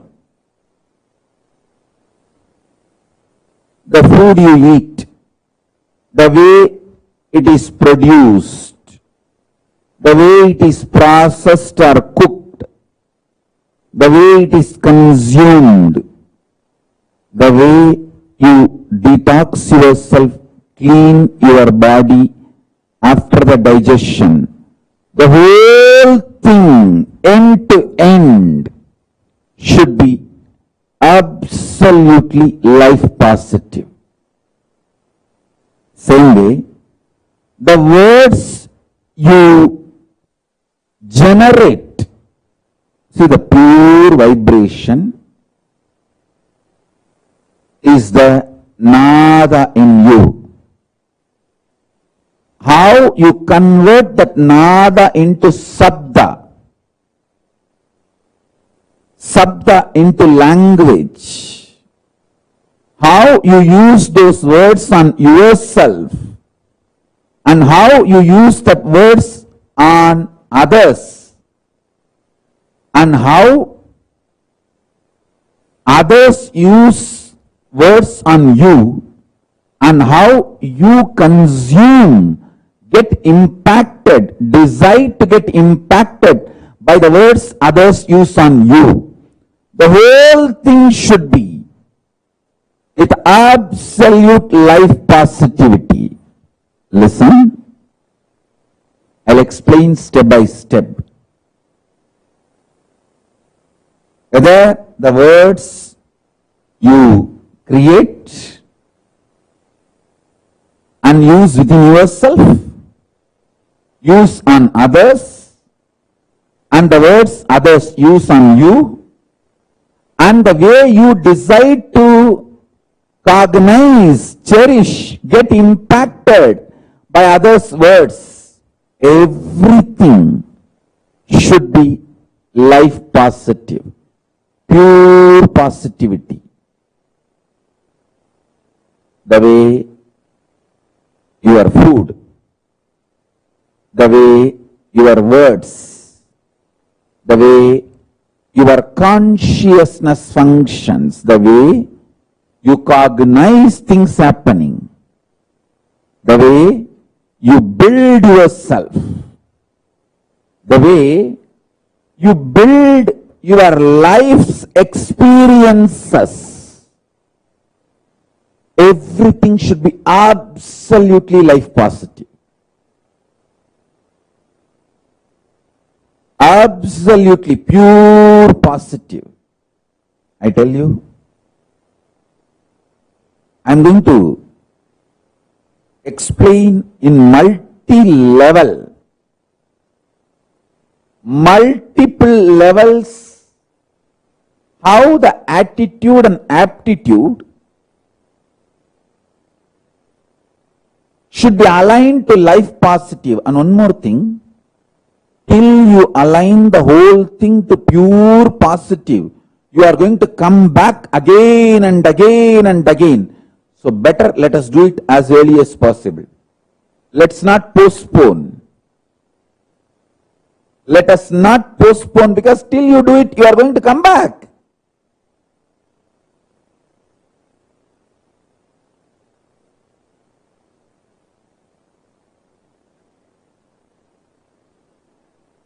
In every level, experience absolute life positivity.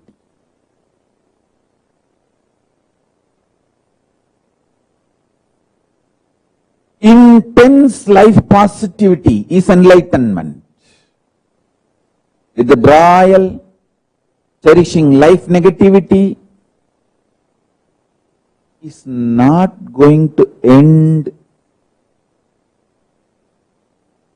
till you become life positive. You are going to continue to suffer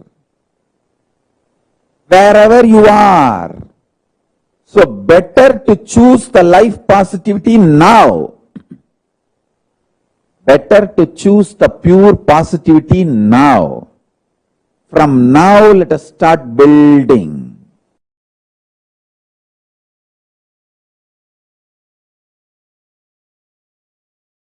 Intense life positivity. Intense life positivity. Intense life positivity.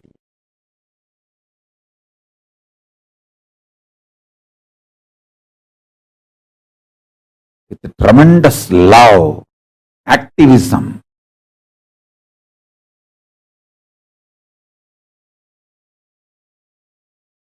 My gurus were focused on making the right fermentation inside me. If you allow the bliss fermentation inside you,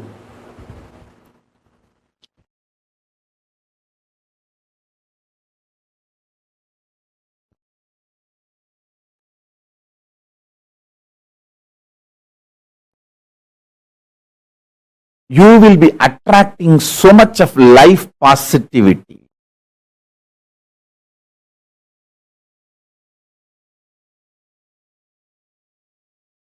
You will be just planning to expand more and more and more.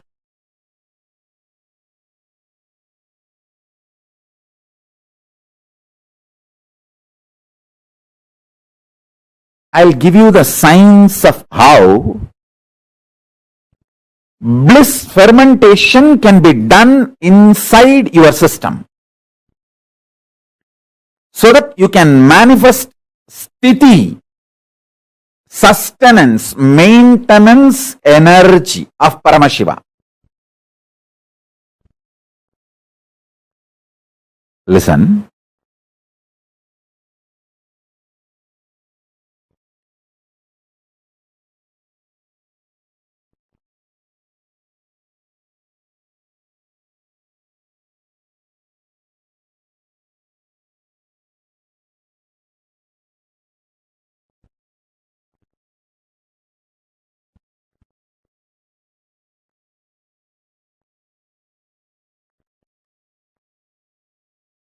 I'll give you the scale. When you ferment, I'll give you the scale how to find out whether you are fermenting bliss in your life, worry or suffocation or suffering, what you are fermenting in your life. I'll give you the scale. When you allow the fermentation of bliss in your space, inner space, you will be overflowing. You will be just overflowing.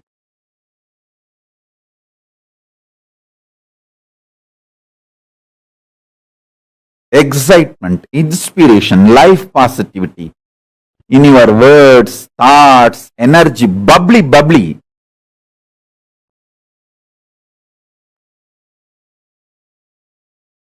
Such an exciting, inspiring.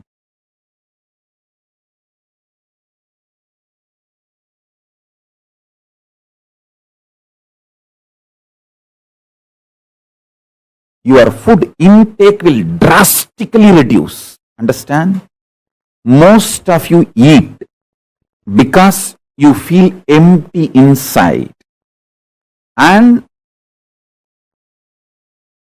you feel by filling the food, you can fill the emptiness inside. If you ferment bliss inside you, drastically your food intake will reduce.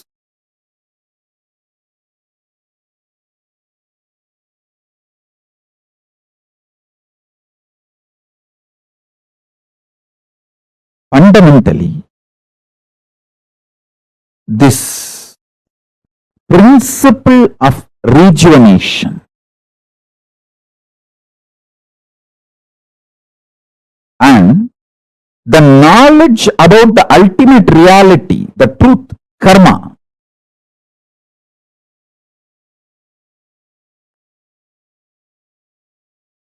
the ultimate truth is we just need to go on and on and on with the life positivity.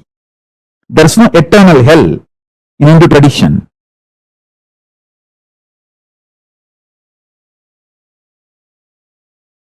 It's giving you chance again and again to be life positive, rejuvenate yourself and rejuvenate everyone.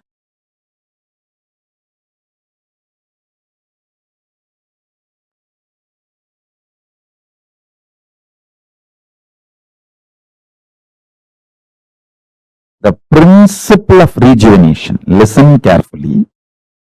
See, once or twice, one day or 2 days, you may miss puja. But if you create the ecosystem of doing puja every day, that is enough.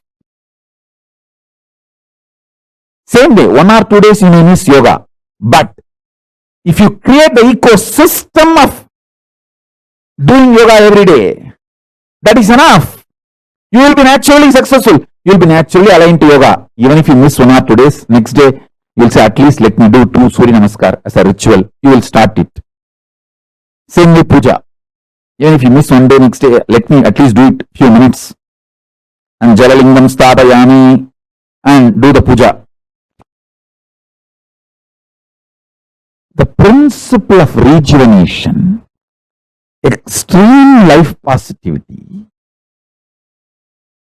makes us do all the best decisions about life. Listen, we human beings are here on the planet Earth, after all, to celebrate life. So we should focus on contributing to ourselves and to others and for the next generation. That is why we treat the earth as living energy, Bhuma Devi.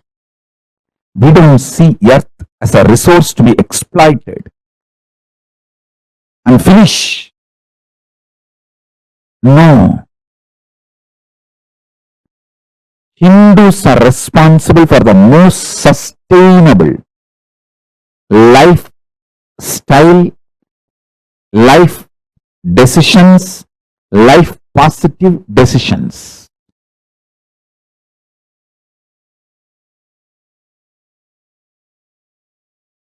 Listen, many times you get so attached with your reactionary, obsessive, compulsive behavior pattern. If somebody points you that pattern, you feel that they are binding you, suffocating you. They are controlling you. Hey, I am telling you who is controlling you and asking you to liberate yourself.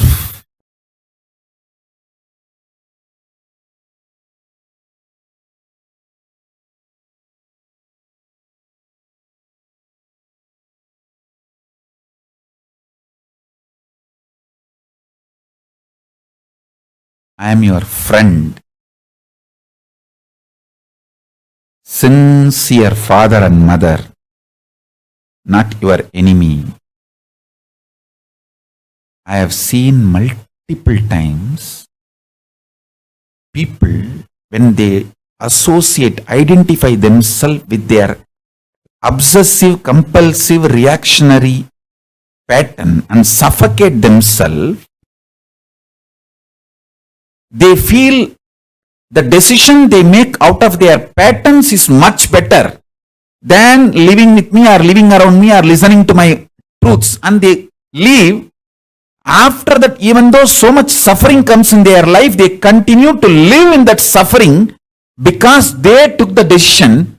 Their ego and arrogance cannot accept that they failed and come back.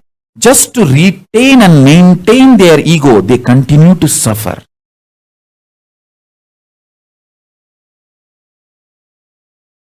Listen very carefully. The so-called positive thoughts cannot exist without the so-called negative thoughts. Like that is why this positive thinking and all doesn't work. Life positivity only works. Positive thinking does not work. Life positivity is different from positive thinking. Be very clear. Positive thoughts and negative thoughts will always coexist. Life positivity is the foundation. That's a constant. If you study the electromagnetic forces laws, electrostatic forces laws, all the principles, the constant is life positivity. There is no life negativity for life positivity. But there is negative thought currents for positive thought currents. Both are centered on constant, which is life positivity.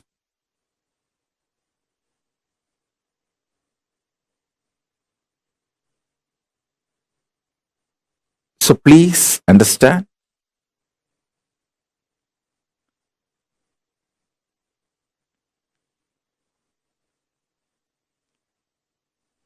When you feel you are a broken part, you will always be afraid of the other pieces. If you know there is a constant which is in you,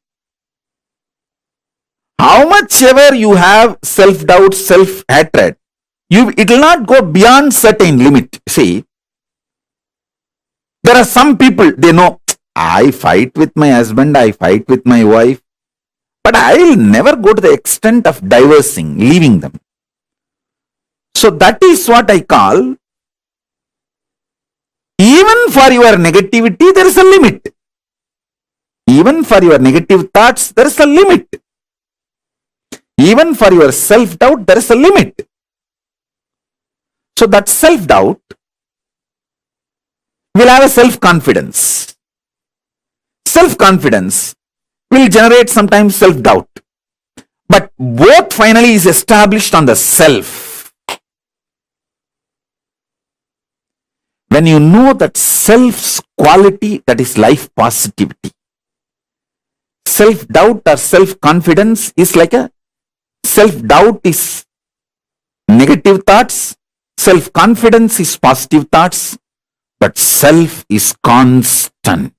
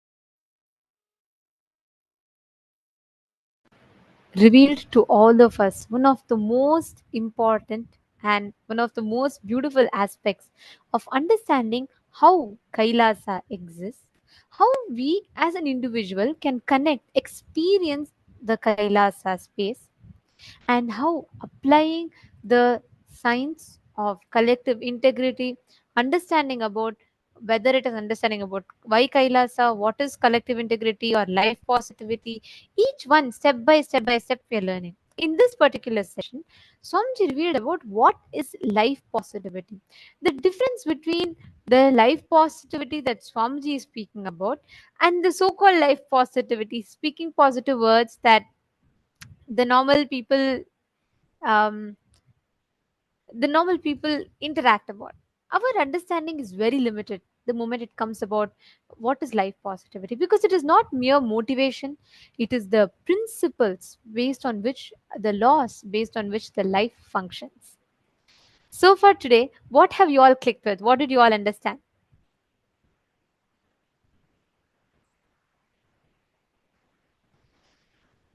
Can I request each of you to share? What did you all click with? What did you all understand? Ma Priyatma Swarupini, Ma Saroja Plush, Nithyanandam. Can I request each of you to share? Always choose for life. Yes, beautiful. See, the fundamental principle for all of us to live, to experience Paramashivoham, is to live, practice, apply the science of manifesting Paramashivatva, manifesting the experience of Paramashivoham. Every one of you that are sitting here,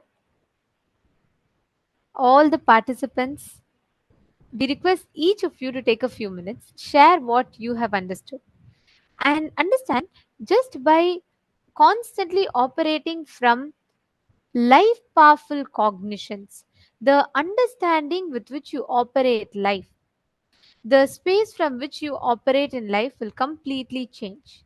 The way you express, the way you experience, the way you react or respond to situations, all of them will completely change. So, all the participants that are sitting here with us, we're going to be doing a very beautiful exercise, internalization exercise, where we understand about this life positivity.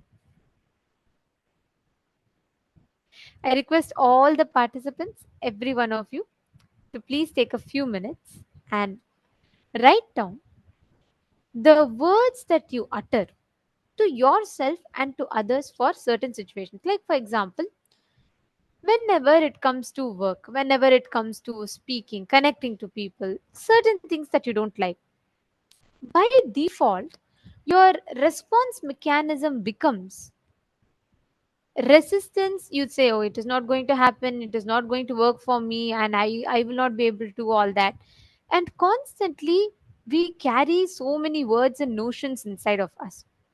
Swamiji beautifully tells, life is the greatest gift to the universe from Paramashiva. Life is the very extension of Paramashiva. Swamiji tells, it's his own being. Intense life positivity is enlightenment. If you operate from life positivity, even the chemicals and hormones your body secretes manifests, strengthens your immune system, strengthens the base out of which you function. Every one of you that are sitting here, understand, every moment of your life, look back in your decisions, identify which are all life positive, ultimate life powerful cognitions. Look in and see what kind of words are you using for yourself, within yourself. Is your vision about yourself for life? Look in and see what kind of words are you using, creating inside you about yourself. What words are you using on others? Look into your life and identify. Take a few minutes.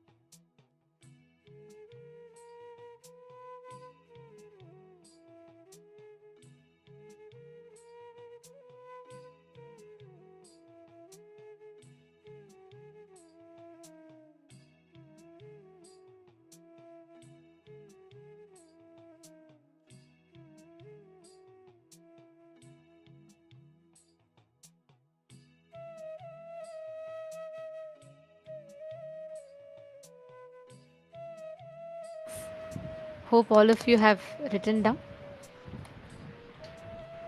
We request all the participants, every one of you, once you have written down, please, you all can post in the chat that you're done writing.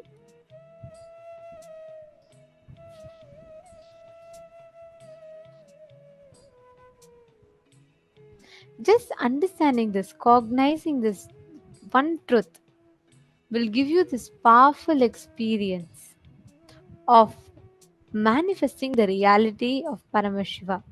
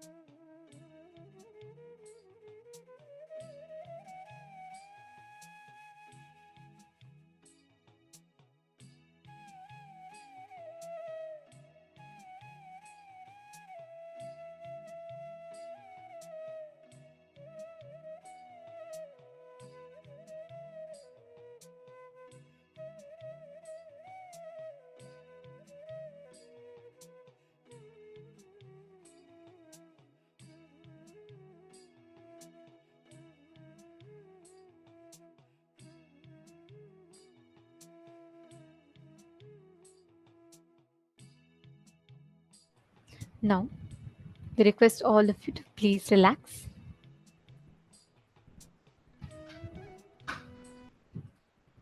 From this space, with this understanding, declaration that you are Paramashiva, all the arguments happening inside you are all standing the army of against life. Your decision to remain integrated to Paramashiva is for life.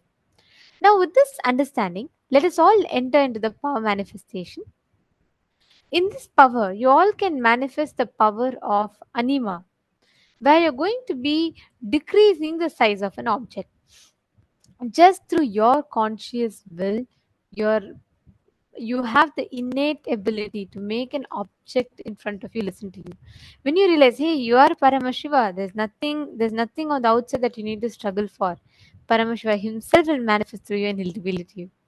Now, please keep any object in front of you, and you all can take its current measurement and see what its current sizes are.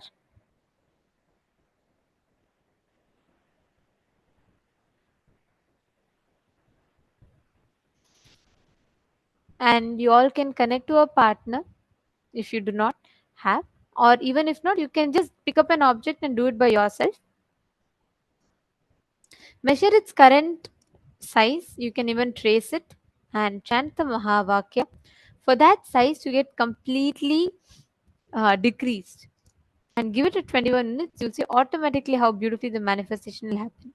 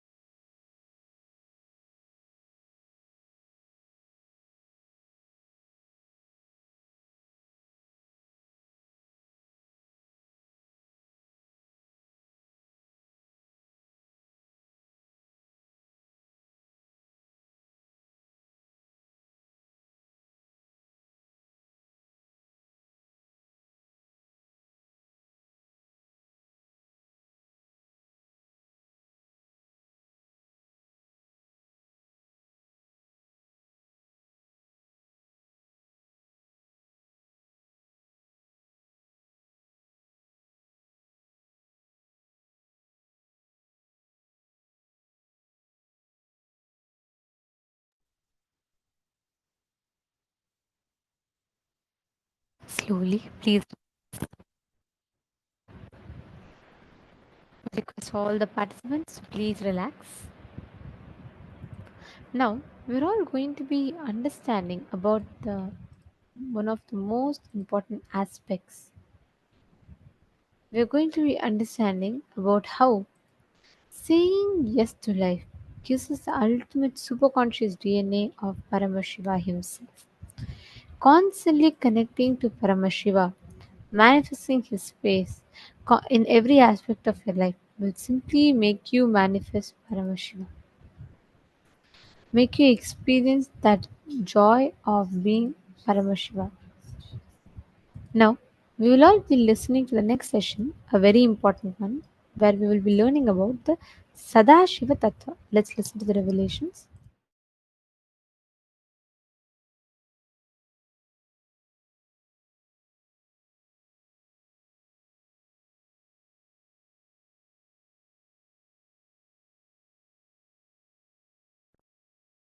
Creation, sustenance,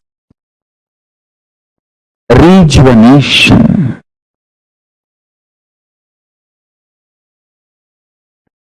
putting in delusion or pulling out of delusion, and liberation. All the five. Listen. Creation, maintenance, destruction or rejuvenation, the Samhara Tattva,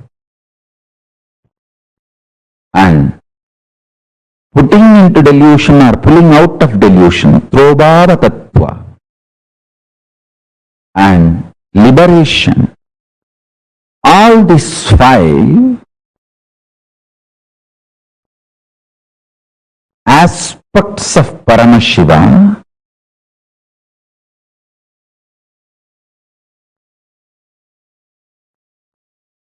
is centered on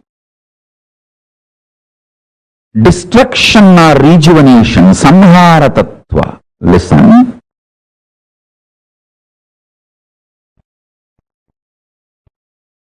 If you cognize yourself powerfully as life, conscious, climax of your life will be rejuvenation. End of your body, you will be rejuvenated. You will not be dead. You will enter into Jiva Samadhi. You will enter into Mukti. Jivan Mukti. Listen. If you cognize yourself as body, just body, naturally, when you die, your end will be death. End of your body will be your death. If you cognize yourself as consciousness, end of your body will be mukti for you. Because you know your consciousness and you will be liberated from this body. You will radiate your Paramashivatva. End of your body will be mukti, liberation, if you feel, if you decide to cognize your consciousness. End of your body will be death if you decide to cognize your body. Understand? Whether you are going to be destroyed or rejuvenated, that decision is dependent on your conscious decision to cognize yourself. For example, if you cognize you are a cancerous tumor, you need to be removed from your body.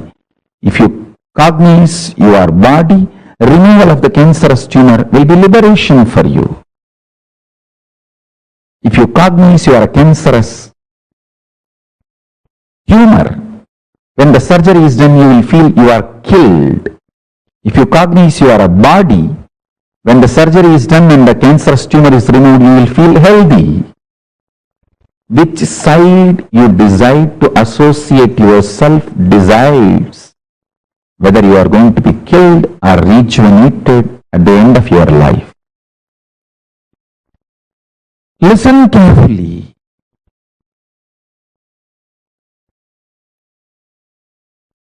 With this consciousness, consciously cognizing, if you start living intensely, if you decide to live with this conscious cognition and start deciding intensely, start making conscious cognitions intensely,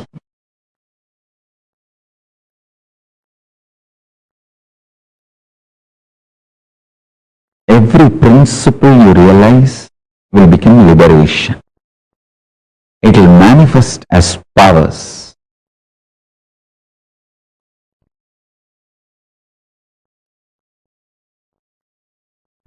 Shaktipada, initiation from the master, electrifies your body, Kundalini Shakti, your physics, and makes the alchemy in you and makes your biology alive to manifest powerful cognitions into powers. The pure science into applied science. Pure science is the principle of time, Kala Tattva. Applied science is ability to play with time, stop the time or move the time and change the time. Understand? Powerful cognitions, when they are cognized with initiation, they just become powers in you. I want all of you to internalize this one truth today. Then I will lead you step by step, step by step.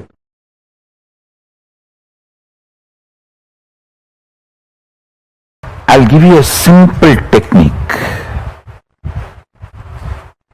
which I directly received from Arunagiri Yogeshwara.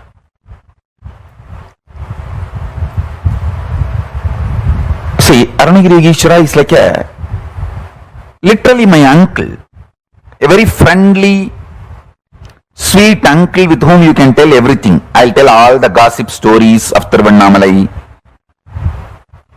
It's not that I had only serious talks with him about enlightenment, cosmos, prapancha. No, many times I will go and tell,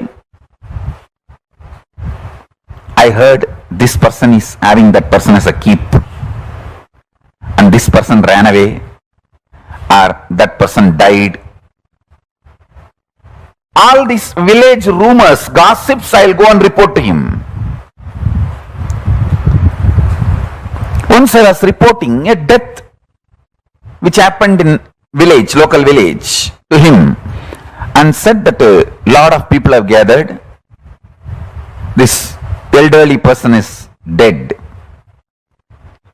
So slowly conversation turned towards death, and I asked him exactly what is death and what is its impact on the life.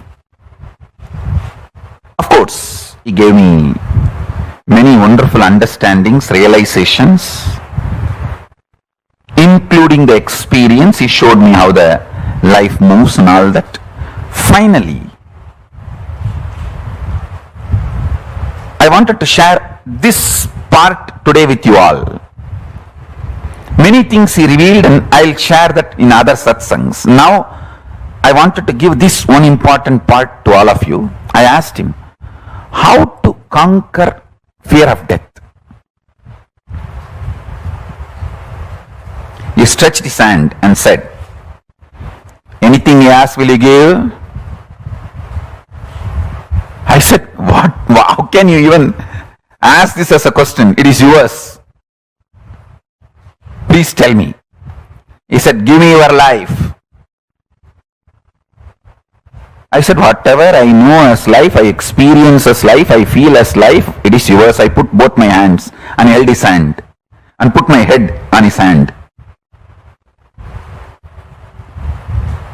And he said, now you are dead. And actually I saw everything stopped functioning. I don't know how long the time was. The next I heard is, I am alive in you from now.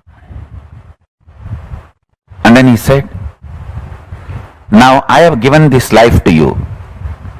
Everything you have now from this moment is a bonus. I tell you, from that time till now, whenever I feel any difficulty externally, internally, only one thing I will remember, I am already dead. Now whatever I am having is a bonus. Come on. This one realization, even now it stays in my guts. It stays in my guts. It just rejuvenates me every time I remember.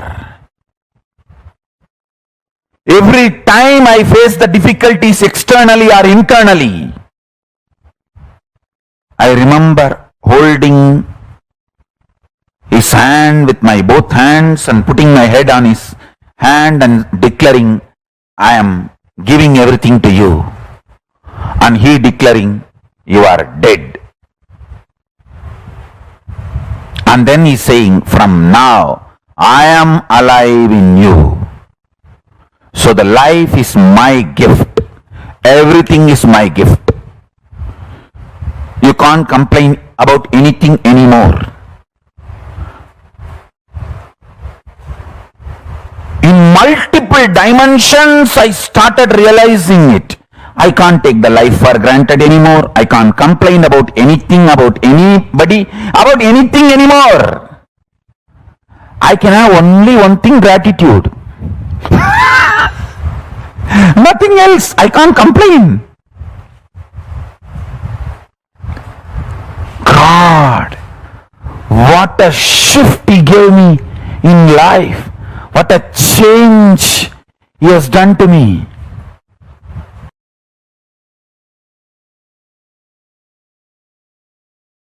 A girl will not even have courage to run and escape from a stray dog, but if the same girl is having her child with her, she will fight with the lion, tiger to save her child, because the responsibility is due to love. Love triggered responsibility is an ecstasy, joy, not load.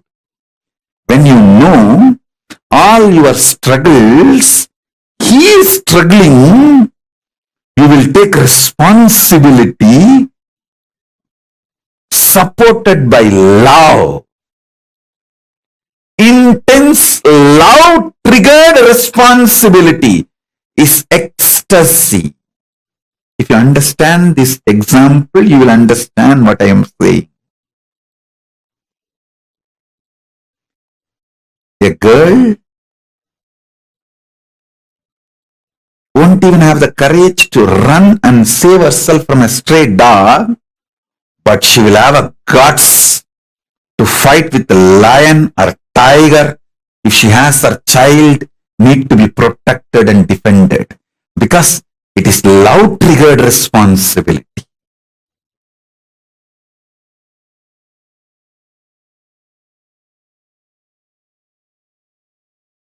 If you start contemplating, cognizing, doing samyama on this powerful cognition, have only Paramashiva as internal external dependency. Do not have, believe, think you need to have any external internal dependency other than Paramashiva, your consciousness. Any fear you have, greed you have, the false belief you have built, you need internal, external, other dependencies other than Paramashiva. Start pinning down those patterns, root patterns, and start the completion process. Start integrating yourself to Paramashiva. You will see miracles start happening. You will see power manifestation start happening. You will see exactly everything you need start happening. Once that happens, you will start convincing others. You will start enriching others. Your economic policies, relationship policies, everything will be integrated to your Paramashivatva, consciousness, existence of Paramashiva.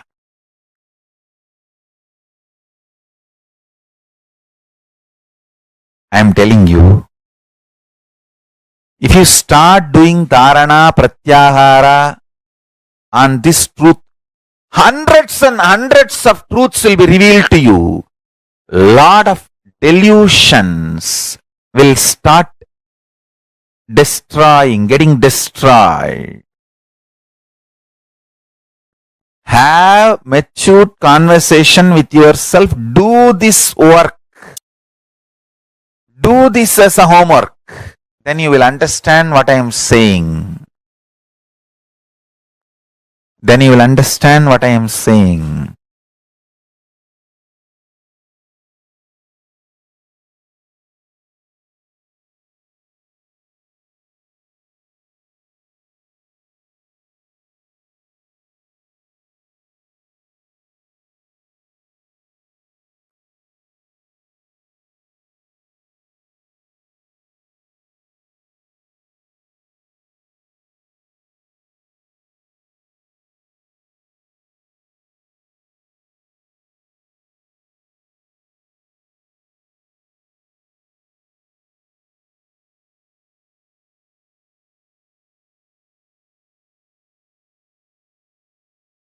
Listen to this sacred secret. Listen. Initially, when you put this idea into you, you will have too much of resistance, anger, guilt, fear, too many things coming out. And powerlessness. No, this is not for me. First of all, this may not be true. Second, no, this is, even if it is true, not for me. No, this may be true for the people who don't have to work for their food and paying the bills. No, maybe it is true for the people who are sitting in Kailasa and enjoying the happy, free life. All kinds of thought currents will come inside. Sit, have a little patience, listen. Listen to yourself and start penning down precisely what all resistance, anger, fear, guilt, powerlessness, what all is getting blurted out, vomited by your immature mind. Listen, pen down. Do completion 2-3 times. Sit with mirror. Actually, I tell you, if you sit with mirror and chant Mahavagya and do completion, you will see me in the mirror. Then all your patterns are complete. Till you see me in the mirror, do completion with the mirror. Your form will disappear and my form will appear there. Till then, sit in front of mirror and do completion. Understand? This is the initiation I am giving to all of you. Sit in front of mirror pen down all these patterns and fears and everything. Intensely chant Mahavakya and see the mirror and start reliving this pattern, start completing. You will see me appearing in the mirror and making you completely complete and making you manifest powerful cognitions and powers. Till I appear in the mirror, continue completion. And I tell you, I will really appear in the mirror and make you complete and make you manifest powers. When I say, I mean. Just sit in front of the mirror and declare simple integrity to me. Start chanting Mahavakya and remember this powerful cognition, today's cognition. Pen down all the incompletions, fears, anger, guilt, impossibility, patterns which tells you no, you need to be dependent internally, externally other than Paramashiva. Pen down all of that. Whatever patterns tells you, you need to be internally, externally dependent on something else other than Paramashiva. Pen down. Pen down. Sit in front of mirror and start completing all those patterns and incidents, root incidents, everything. Let all the incompletions melt down, be completely burnt away. You will see in your pure inner space and in the mirror me appearing.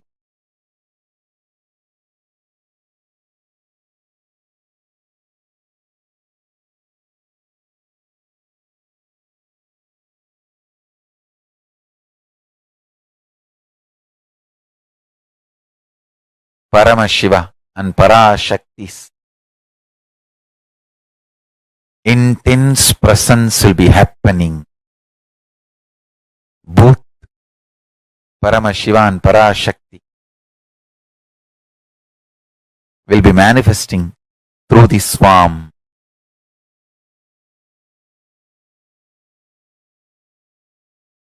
And blessing you, making you completely complete and making you manifest the powerful cognitions and the powers. I bless you all. Let's start this homework today.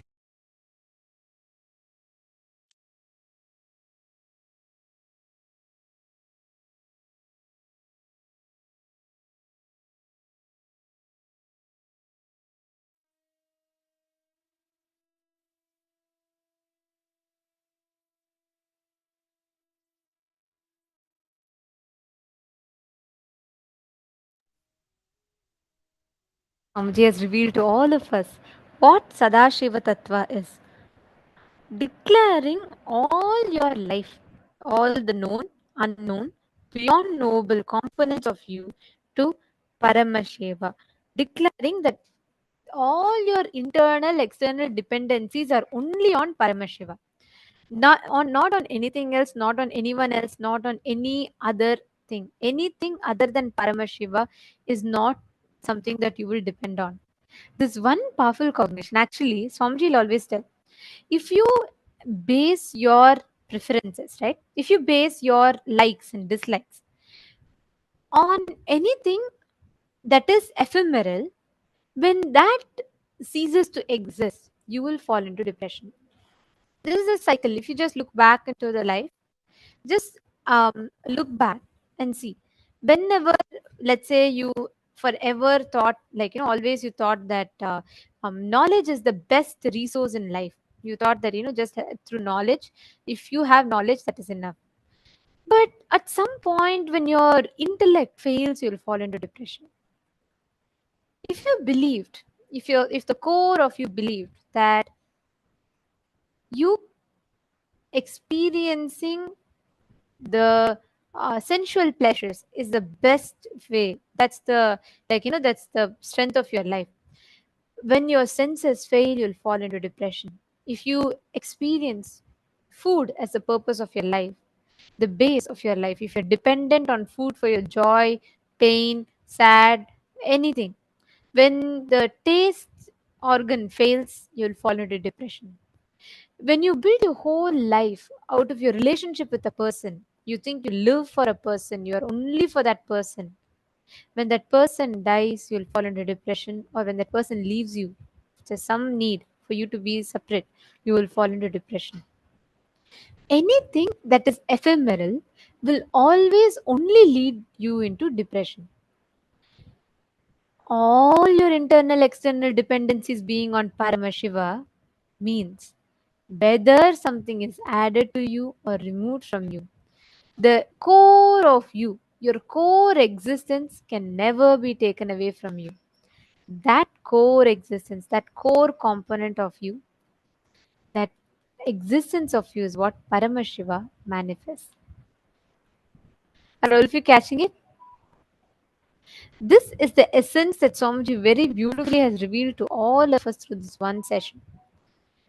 Having all our internal, external dependencies on Paramashiva. Whatever you know as you, whatever you believe as you, Swamiji explained, right? Whether you approach life through Shivaya Nama, surrender, or Shivoham, Advaita, both have their own limitations, because even in Advaita you come from an assumption that something in you is separate, something Paramashiva is separate. Only Paramadvaita means even whether you have to connect to Paramashiva through surrender or whether you have to connect to Paramashiva through oneness, let him decide. I will just say you are existing. Paramashiva exists. Knowing that even death is your dimension. When you know destruction is one of your dimension, it becomes rejuvenation. When you put yourself, when you know you put yourself into delusion, you get out of delusion. When you start making the conscious cognitions in life, you will start seeing how beautifully you'll become so blissful. The way you experience life will itself change completely. If you just start contemplating, cognizing this one truth.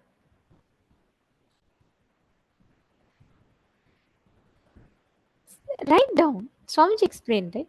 If you just sit in front of the mirror and identify what part of you, write down all the things and relive in the mirror. Anything which you are dependent, not dependent on Paramashiva, dependent on something other than Paramashiva, pen them down.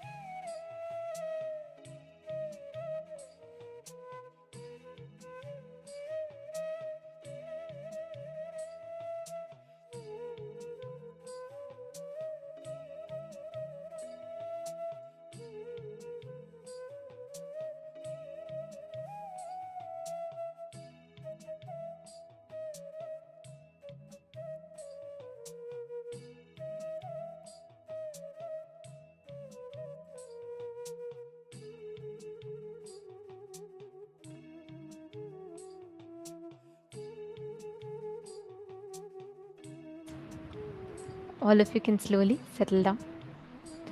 Like Swamiji beautifully revealed, up until the point where you continue to see only yourself in the mirror, up until that point in time, it is still all your decisions, the functions, it's all being made on based on your self-doubt, STHD. The moment your image is replaced with Swamiji in the mirror, that means the completion is complete. Means you have realized that beyond your existence, it is Paramashiva who exists. Swamiji himself will appear in the mirror and bless. That makes your completion complete. Understanding this one truth, all our internal external dependencies should be only on Paramashiva. This one truth is powerful enough to give us all the experience, the ultimate experience of oneness. Okay, so Ma Virupaksha is asking, I don't really understand what it means to be dependent only on Paramashiva or even on anything else. What does it mean to be dependent?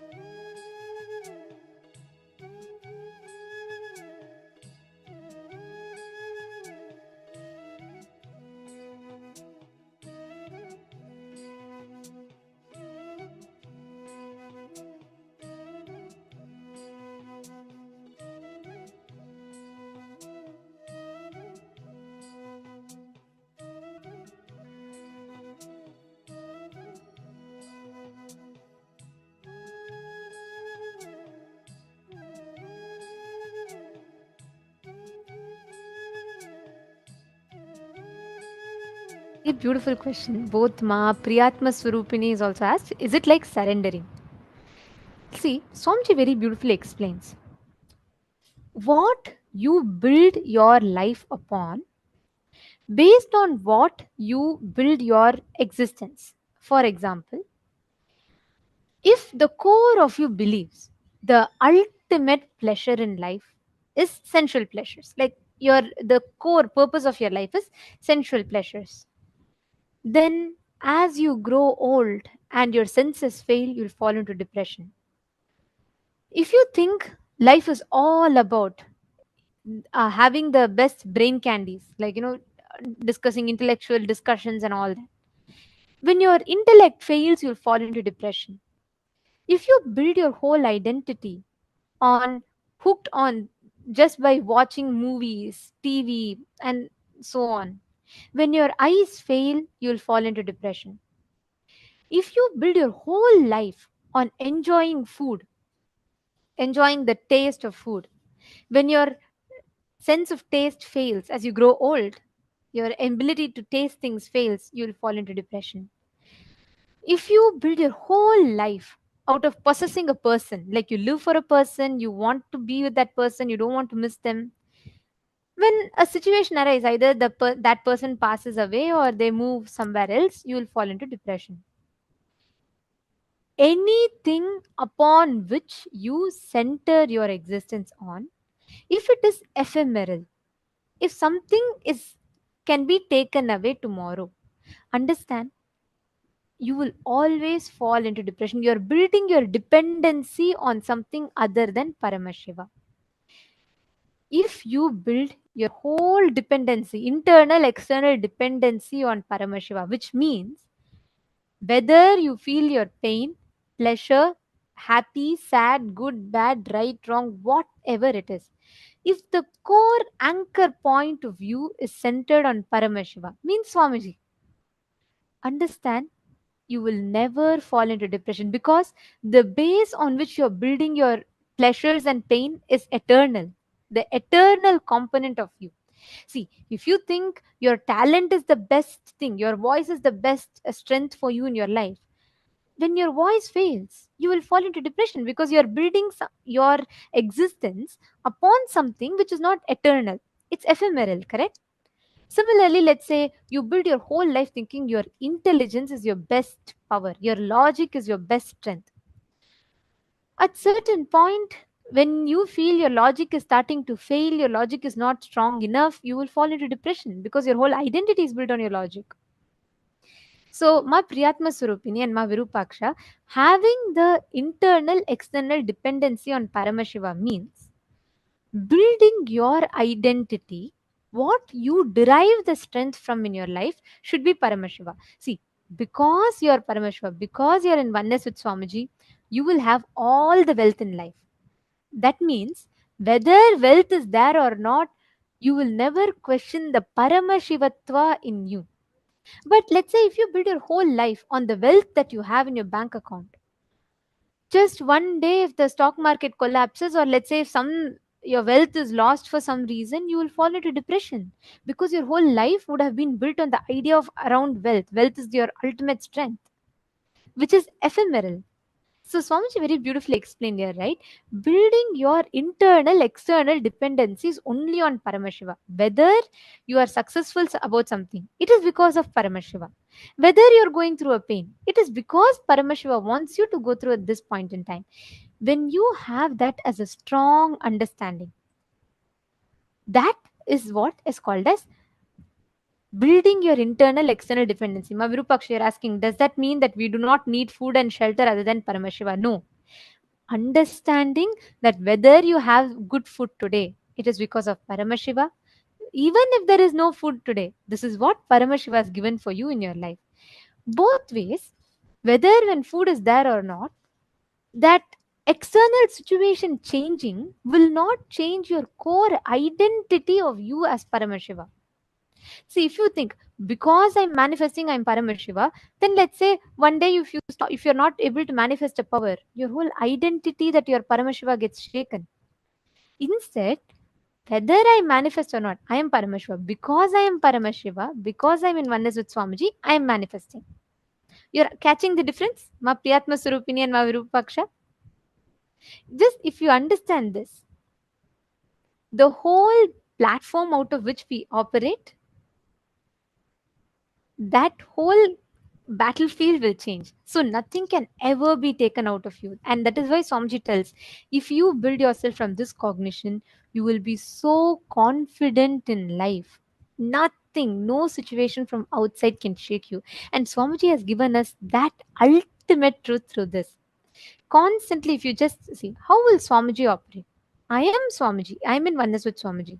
So can an external situation of pain or suffering, any external situation, let's say there's a conflict outside, can that cause suffering in me?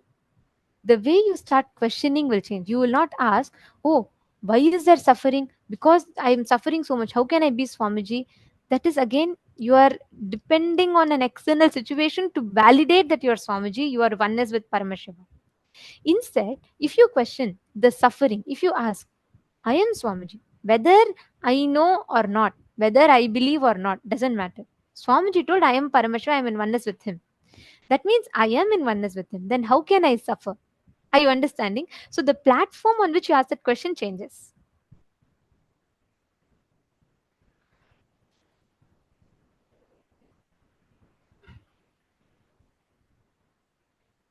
Purushananda is asking, so even if everything is taken away from us, like food, shelter, etc., even then we won't suffer. That is what this most powerful cognition will give you. No pain, no suffering. You will live without pain and without suffering. It'll know it, that will not be able to change the state that you are in. Instead, you will always have the power to be able to manifest the way you want it. Take Swamiji, for example. Swamiji spent his whole life from his childhood. Swamiji spent his entire life just to revive Kailasa for the sake of Hindus, for the sake of humanity at large, right? And with his sheer hard work, coming from a remote village, Tiruvannamalai, and just with sheer hard work, Swamiji created the enlightenment ecosystems and created the entire Adi Kailasa for all of us to experience. At the point where the attacks, despite of Swamiji doing so much for humanity, whether it is the services, like whether it's taking care of sadhus and doing annadan for like billions of free meals being served, or giving free education to everyone, like the huge amount of contributions Swamiji has done, or the spiritual work Swamiji has done, like initiating us, giving the revelations on all the major scriptures of Hinduism in a way we all can understand, authoring 1,300 plus books and making it all completely available for us completely for free. Like in every aspect, the amount of work Swamiji has done, and pouring his blood and sweat, Swamiji built every brick by brick of that whole Adi Kailash and all the other ecosystems, the enlightenment ecosystems. But when the persecution went to such an extent where the assassins jumped into Swamiji's quarters and they literally drove Swamiji away from his very own home, the Adi Kailasa, and made it like impossible for him to even be there. The first response Swamiji gave was not anything else. Swamiji did not even, where at one point Swamiji didn't even have a place to go. Swamiji didn't know next moment where to go. The one who has created homes for so many millions of us. That point, the first response Swamiji gave, it's time to create a Hindu nation. Even at that situation, the worst situation, that where you don't have anything with you, what you have worked for 27 years, the 27 years of hard work, suddenly in front of you, like nothing is there. Nothing is there that can be there with you. They're blackmailing for you to give up this whole revival of Hinduism. Declare yourself as secular. We will not persecute you. But Swamiji did not back off. Swamiji did not even say, okay, probably I'll wait for some more time. No. Swamiji's next cognition was, it's high time now. We have to create Hindu nation. And even in addition to this, Swamiji's response to life in that situation was not, why should I do anything for this humanity which is only going to continuously persecute or continuously stop the mission that Swamiji is doing. Even the worst extent of what a human being can face, Swamiji went through that. Even in those situations, not once Swamiji has ever been shaken. Nothing in Swamiji. That's why if you see even the people, the so-called trollers or the so-called abusers, even if you see all of that, one thing nobody can deny, everyone will tell us, I don't know how Swamiji never gets shaken by any of this. I don't know how Swamiji cannot stop, because every time they thought, if this time the attack is going to be much bigger, so I think Swamiji will pack off his mission and then everything is going to stop. Nothing, not even the worst of torture, worst of persecution, the worst possible extent of what human beings could go through, Swamiji has been through that. But nothing could stop Swamiji, not alone stop, nothing could even shake Swamiji, his existence, his smile. Nothing could even touch that. Swamiji beautifully revealed that secret to all of us just in the previous session, right? Swamiji said, ultimately, Swamiji questioned Paramashiva, and never Swamiji waited for any external situation to approve of the existence of Paramashiva. Instead, whatever happened, he just knew it is Paramashiva who's doing it. Of course, Swamiji is only Paramashiva, but he's just playing out this whole Leela for all of us to realize, for all of us to understand how an incarnation, God is coming down, living within the human framework, the societal framework, within the limitations of all society, Swamiji never, if you see, Swamiji never used his superpowers. Swamiji never used any of this for, to deal back with any attack. Swamiji can make people who are stuck for years, who are not able to walk, who are sitting in wheelchair, just with one word, Swamiji is able to make them walk. Do you think if Swamiji just utters once, all this will not drop? But then our human mind will say, oh, he's God, so he could do it. What about my suffering? I can't deal it like that. Swamiji comes down. Paramashiva himself comes down, lives within the human framework, within the societal rules.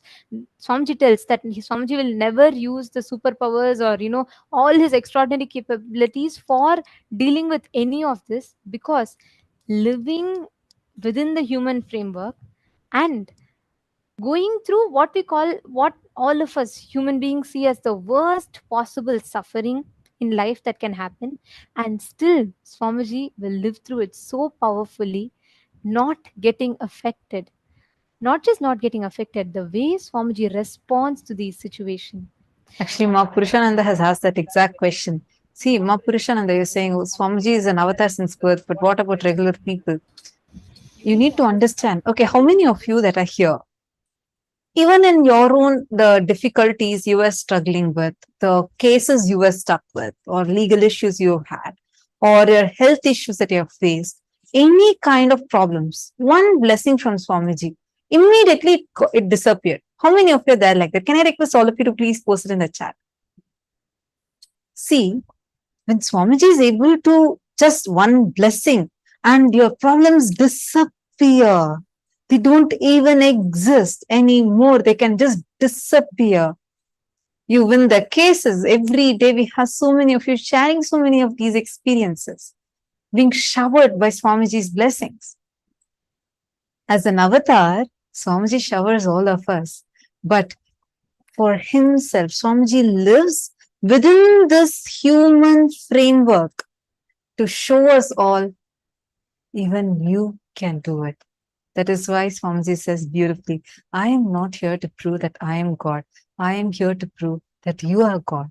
Every sacrifice, even the decisions Swamiji takes, that without using any of his superpowers, without using any of these, what we call as extraordinary abilities, Swamiji is living each principle and showing it to us itself is a huge tyaga.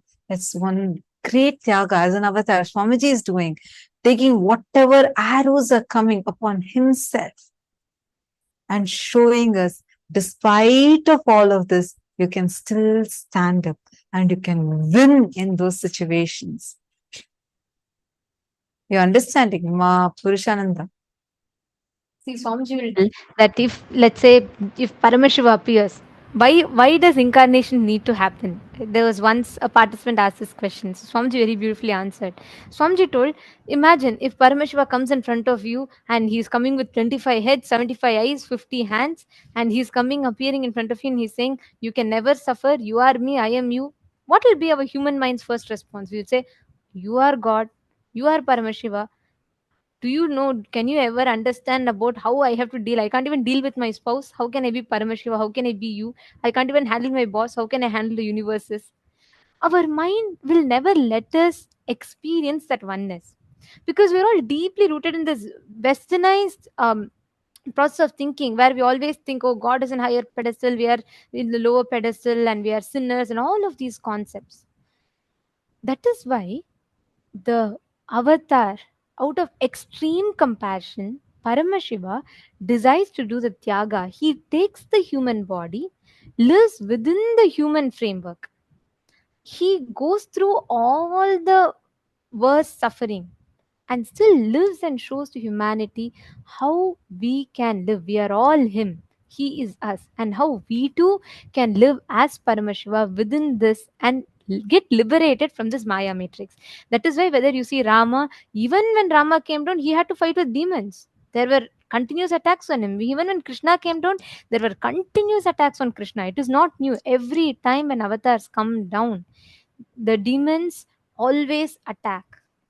The avatars If Rama also, he could have just left the Sudarshana Chakra and killed Ravana, but he still went through the whole 14 years of Vanavasa, fighting the whole battle, everything. The same thing. Today, Paramashiva has again descended as Swamiji. He's done the tyaga of going through the whole persecution and attacks just to show us that how we as human beings can deal with the everyday aspects of our life, even what we see as the worst possible suffering, even that Swamiji goes through it with a smile, never gets shaken, and wins each one of them without ever having any anger or powerlessness in him.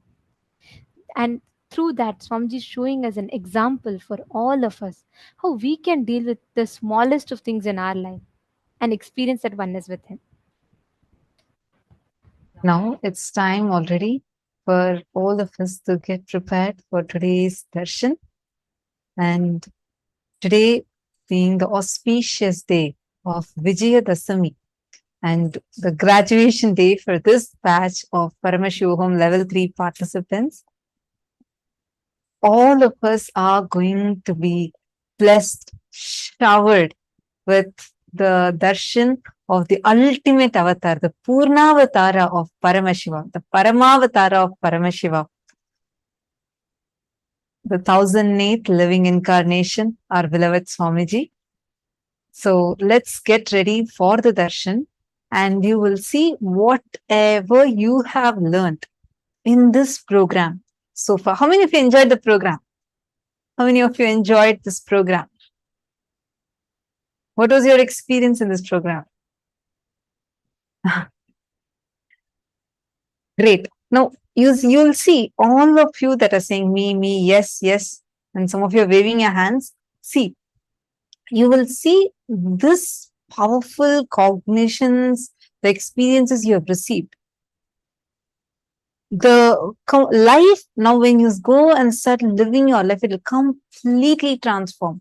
The way you will experience day-to-day reality will just completely transform, and you yourself will feel as if your very reality has changed completely. All of us are going to receive this ultimate initiation, radiating the Akshaya Gunas of Paramashiva. All the auspicious qualities that Swamiji has in him, Swamiji is going to be initiating all of us. This is ultimately is what is Paramashivoham, right? End of the day, living as Paramashiva. How Swamiji is living as Swamiji is the essence of Paramashivoham.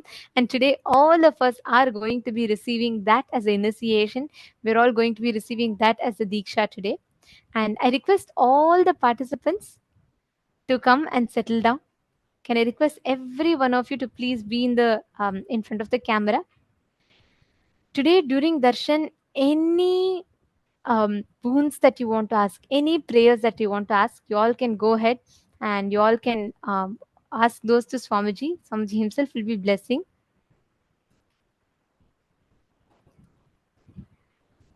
Ma Valini Subbe is saying, wow, there was so much of realization and transformation. Beautiful, Ma. I request every one of you, all the participants, to please take a few minutes and come and settle down. Please be seated in front of the camera. In just about a few minutes, we are all going to be entering into the darshan. I request all the participants to be on the camera and check and ensure that you're not having your virtual backgrounds on. Make sure you're fully visible in the camera. And I also see in some of the rooms that the participants are not visible in the camera. The digital securities will be having to move you all into the waiting room if you're not in the camera. So I request each of you to please come, settle down in front of the camera.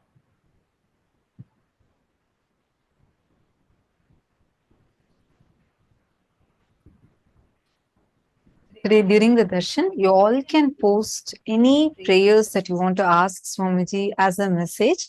And we have 6 different platforms where you can post, which includes Zoom rooms, Facebook, Instagram, WhatsApp, Twitter. And you can post in all of these platforms any boons, prayers that you want to ask. And you'll receive direct blessings from Swamiji.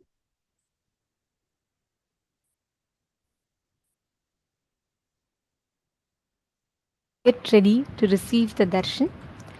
During the darshan, when you sit, you are going to be ultimately experiencing, mirroring that inner space of Swamiji's. Understand, each time when Swamiji channels a particular deity for all of us, he literally brings the deity, the energy, the consciousness to a frequency in which all of us can access it.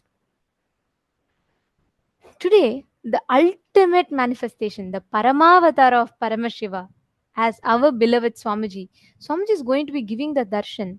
And each time that you have the darshan of that particular forms of Swamiji, of Paramashiva, you will actually see all the auspicious components of that particular form, the powerful cognitions, powers, all the auspicious components of that particular form of Paramashiva gets awakened inside of you. Let's say, for example, if you have the darshan of Gajamukha Anugraha Murti, all that completion, all the auspicious qualities, Akshaya Gunas of Gajamukha Anugraha Murti gets awakened in you.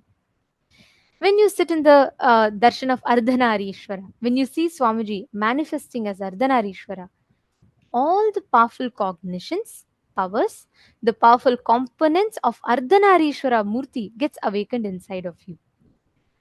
Today, when you sit in front of Swamiji, having the darshan of Swamiji, all the auspicious qualities, which is called as the Akshaya Gunas, the auspicious components gets awakened in you.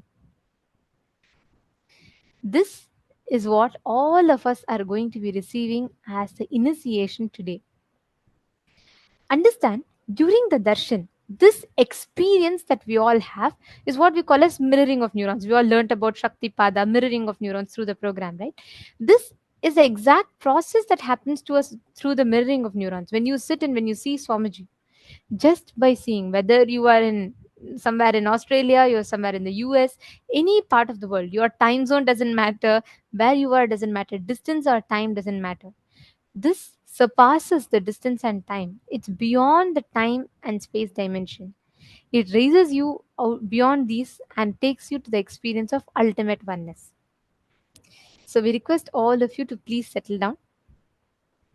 And any number of boons that you want, you all can ask today on this auspicious day of Vijayadasami. Today is the culmination of today. The Navaratri is ending, and today begins all the end of the Vijayadasami represents victory over all the negativity, all the patterns, victory over all the internal struggles, conflicts, everything that you have. And we get the ultimate blessing. So we request every one of you to please be seated and let's all get ready for the darshan. The happening of the Guru is one of the most profound, the most powerful, and ultimate happening in one's life. And all of us are blessed to have had Paramashiva himself come down as a Guru for all of us, blessing us with the ultimate sciences of enlightenment, living and radiating him in our lives. So we request every one of you to take this sincerely. Enrich your near and dear ones. Let them not miss the signs. Let them not miss these initiations. Let them all come and receive these gifts from directly from Paramashiva himself.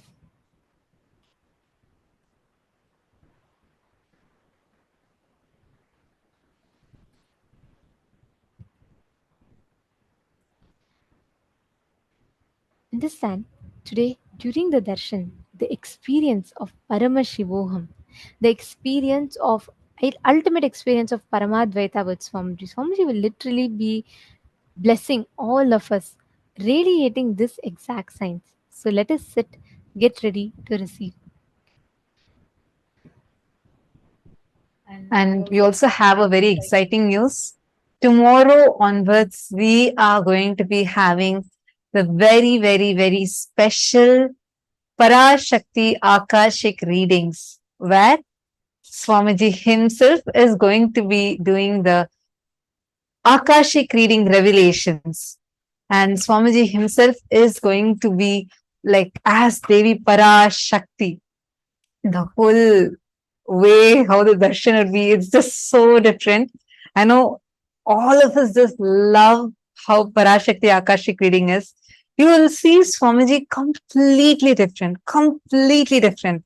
It would not be about just the look of it alone, like how the whole energy is and how Swamiji will be talking as Parashakti, because literally Devi Parashakti lands in Swamiji and reveals the Akashic revelations, answering any of the questions directly from the cosmic archives. So Swamiji is going to be answering anyone who has any questions, who has any kind of prayers where you want these revelations from the cosmic archives, you can post it. And tomorrow onwards, we are going to be having it. So stay tuned in. We will be posting further information on the Facebook page.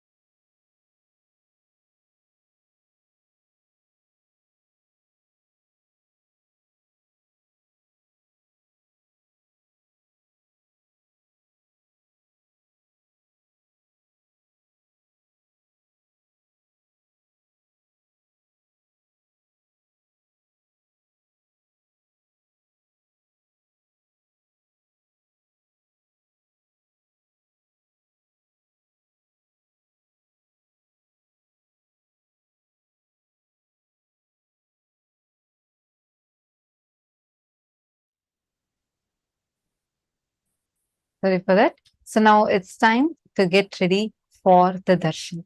We request all the participants, we still see some of you moving. We request all of you to please come and settle down. Now, please sit with your head, neck and spine in a straight line. Close your eyes. Chant the Mahavakya. And let's get ready to receive the darshan. Please chant the Mahavakya.